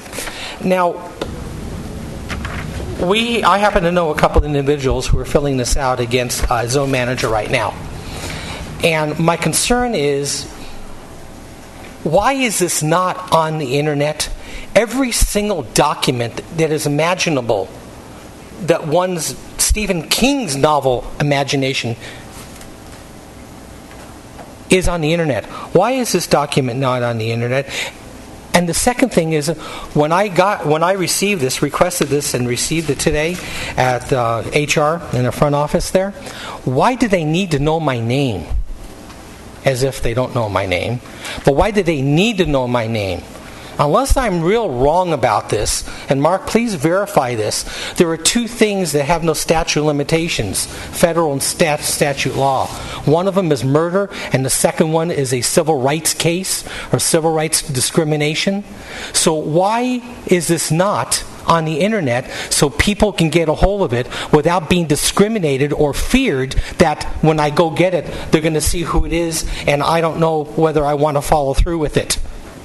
That's a fear that should not be introduced in any employee or anybody with the San Diego Unified. So, Mr. Wong, you're the chief of human resources. I'm asking you a direct question. Why is it not on the internet, as with all the other thousands of documents? So you admit that it should be there?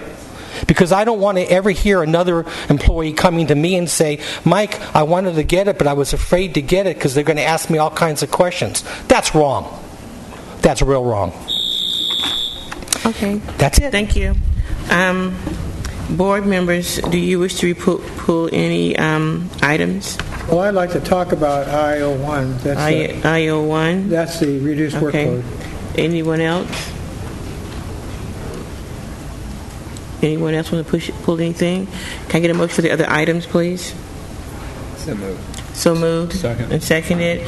Can we please vote for the remaining items?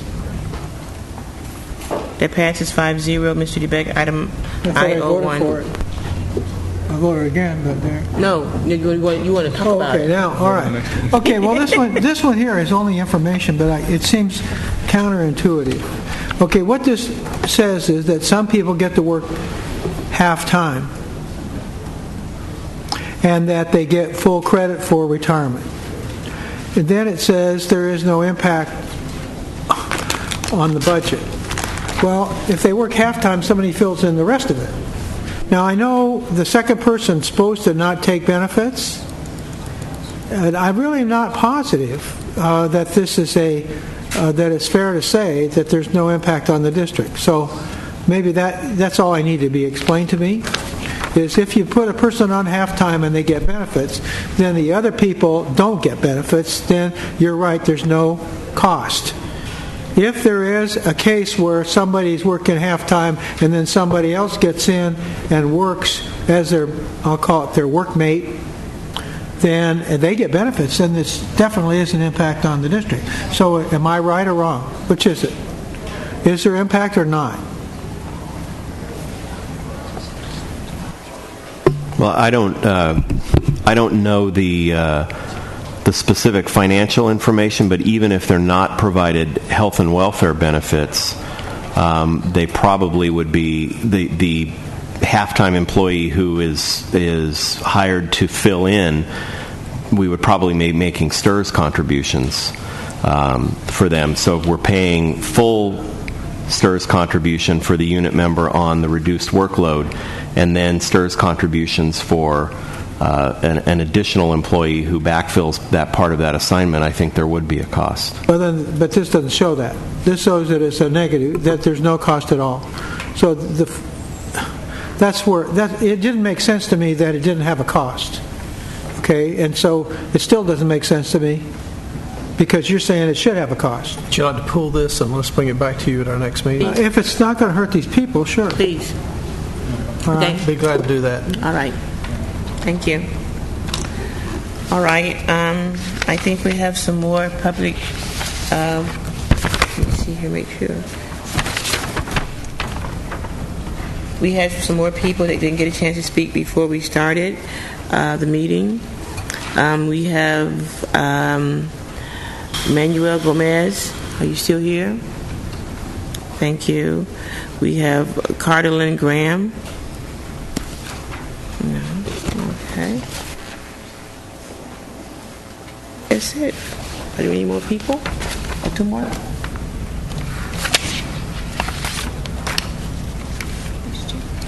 Oh, Johnny. Okay, Johnny spoke earlier. You going to speak again now, Johnny? He spoke. And Jones Mitchell. Okay. Yes. Okay. Johnny. Yeah. And then you next. He's going to speak first, and then you next. So thank you. I guess so. She didn't say anything, so she might have left. Okay, Johnny, come forward.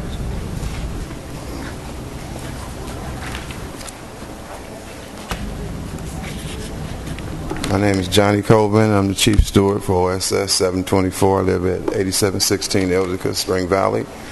I'm here to speak to you have the pass-outs that are coming around to you. And what I'm here to speak to you about is the a hearing that occurred today.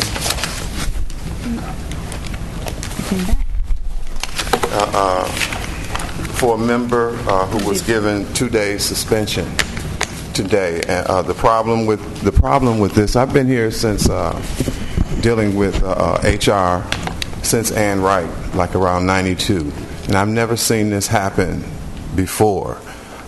This member was recommended for 2 days, but the packet, what normally happens is the notice is sent out to the steward, to the employee, and the charge packet is sent to the labor relations representative along with with the notice of the meeting.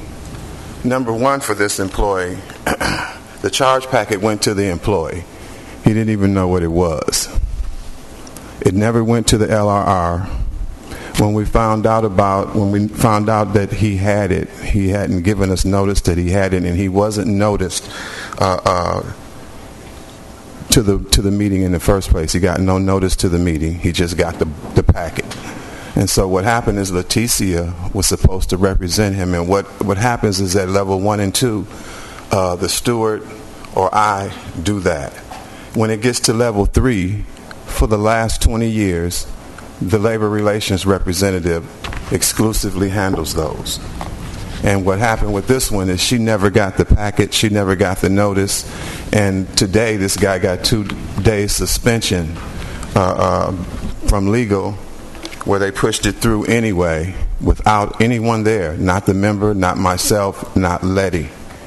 And so and I'm asking you to rescind this because this guy never got any due process or anything. I went to Mr. Wong about this, and he was at first surprised that it went to hearing about 2 days, because it usually doesn't go to a hearing for stuff like that. And then when I asked him to rescind it, he said he was not able to because it was illegal. So I went up to see Patrick Frost concerning this, and he was like, well, we're going to do it anyway because we sent it to him, and legally we can do it. This is a young man who's been here for a number of years. He's been an excellent employee. He's taking a leave, educational leave. And, number one, he's leaving to go take care of his mother and to go back to school. And he's leaving in about a week, I believe, if not even sooner. And there was no reason to do this. He's taking a long-term educational leave. Why are we in a hearing about this guy? And then it was expedited so quick, as you can see here. You can see here with the dates that the notice wasn't done properly. Nothing was done properly. I've been here all this time. I've never got the notice like that to go. It goes to Letty. She calls us in. We're able to investigate. She preps us for the meeting. None of that was able to happen. This guy was just basically given 2 days before he left. Thank you. We will follow up on this for you. Okay. The next speaker, Mrs. Jones Mitchell. Mitchell Jones. Before I begin, wow, this is the first I've been to anything like this. This is long. Congratulations on all of you. Timekeeper, I know your fingers are really going. I'm here to speak in defense of children, namely my child who has not received fair and equal education. I'm here to search for someone who genuinely cares and is actually willing to help us through an ongoing situation that has been going on for over a year. Section 504 of Rehabilitation Act of 1973 basically is a civil rights statute that provides for this fair and equal educational environment. It prohibits schools that receive federal funds from denying fair and equal educational participation of persons with disabilities. This is and has been going on at Kearney High School, SCT, School of Science and Technology. Depending upon the situation, students attending school with disabilities and limitations are entitled to modifications, namely compliance with the 504, providing preferential seating, placing a student near a peer who is helpful and understanding, scheduling regular times to talk with the student. This can't be during a time when there's a medication due or medical care given, and allowing the student to leave the classroom for assistance, such as using the bathroom. When a school, namely Kearney High School, SCT, has an education accommodation plan, or 504, with an initiation date of 28th of November 2007 and a duration date of 12 January 2008, and where numerous requests for a 504 meeting have not only been initiated by the parent with school administration, but actually noted in the presence of the school improvement officer, but to no avail. It is now almost June 2009, well beyond November 28, 2007 and January 12th of 2008. Discrimination against an individual was and is knowingly permitted through the practices in the school system. Establishing a 504 accommodations plan is supposed to be a team process where the parent and the school and administration work together. I know in this case the partnership has failed, and I have personally been to the Board of Education on this issue myself. This school, Kearney SCT, it does not do what it should do. It does what it wants to do, even when it's required by law. Normal resolution process does not have situations work like this. They force the parents, to interact with the school, especially if the school is not compliant. They force parents like me to file a complaint with the Office of Civil Rights based upon the discrimination we've received.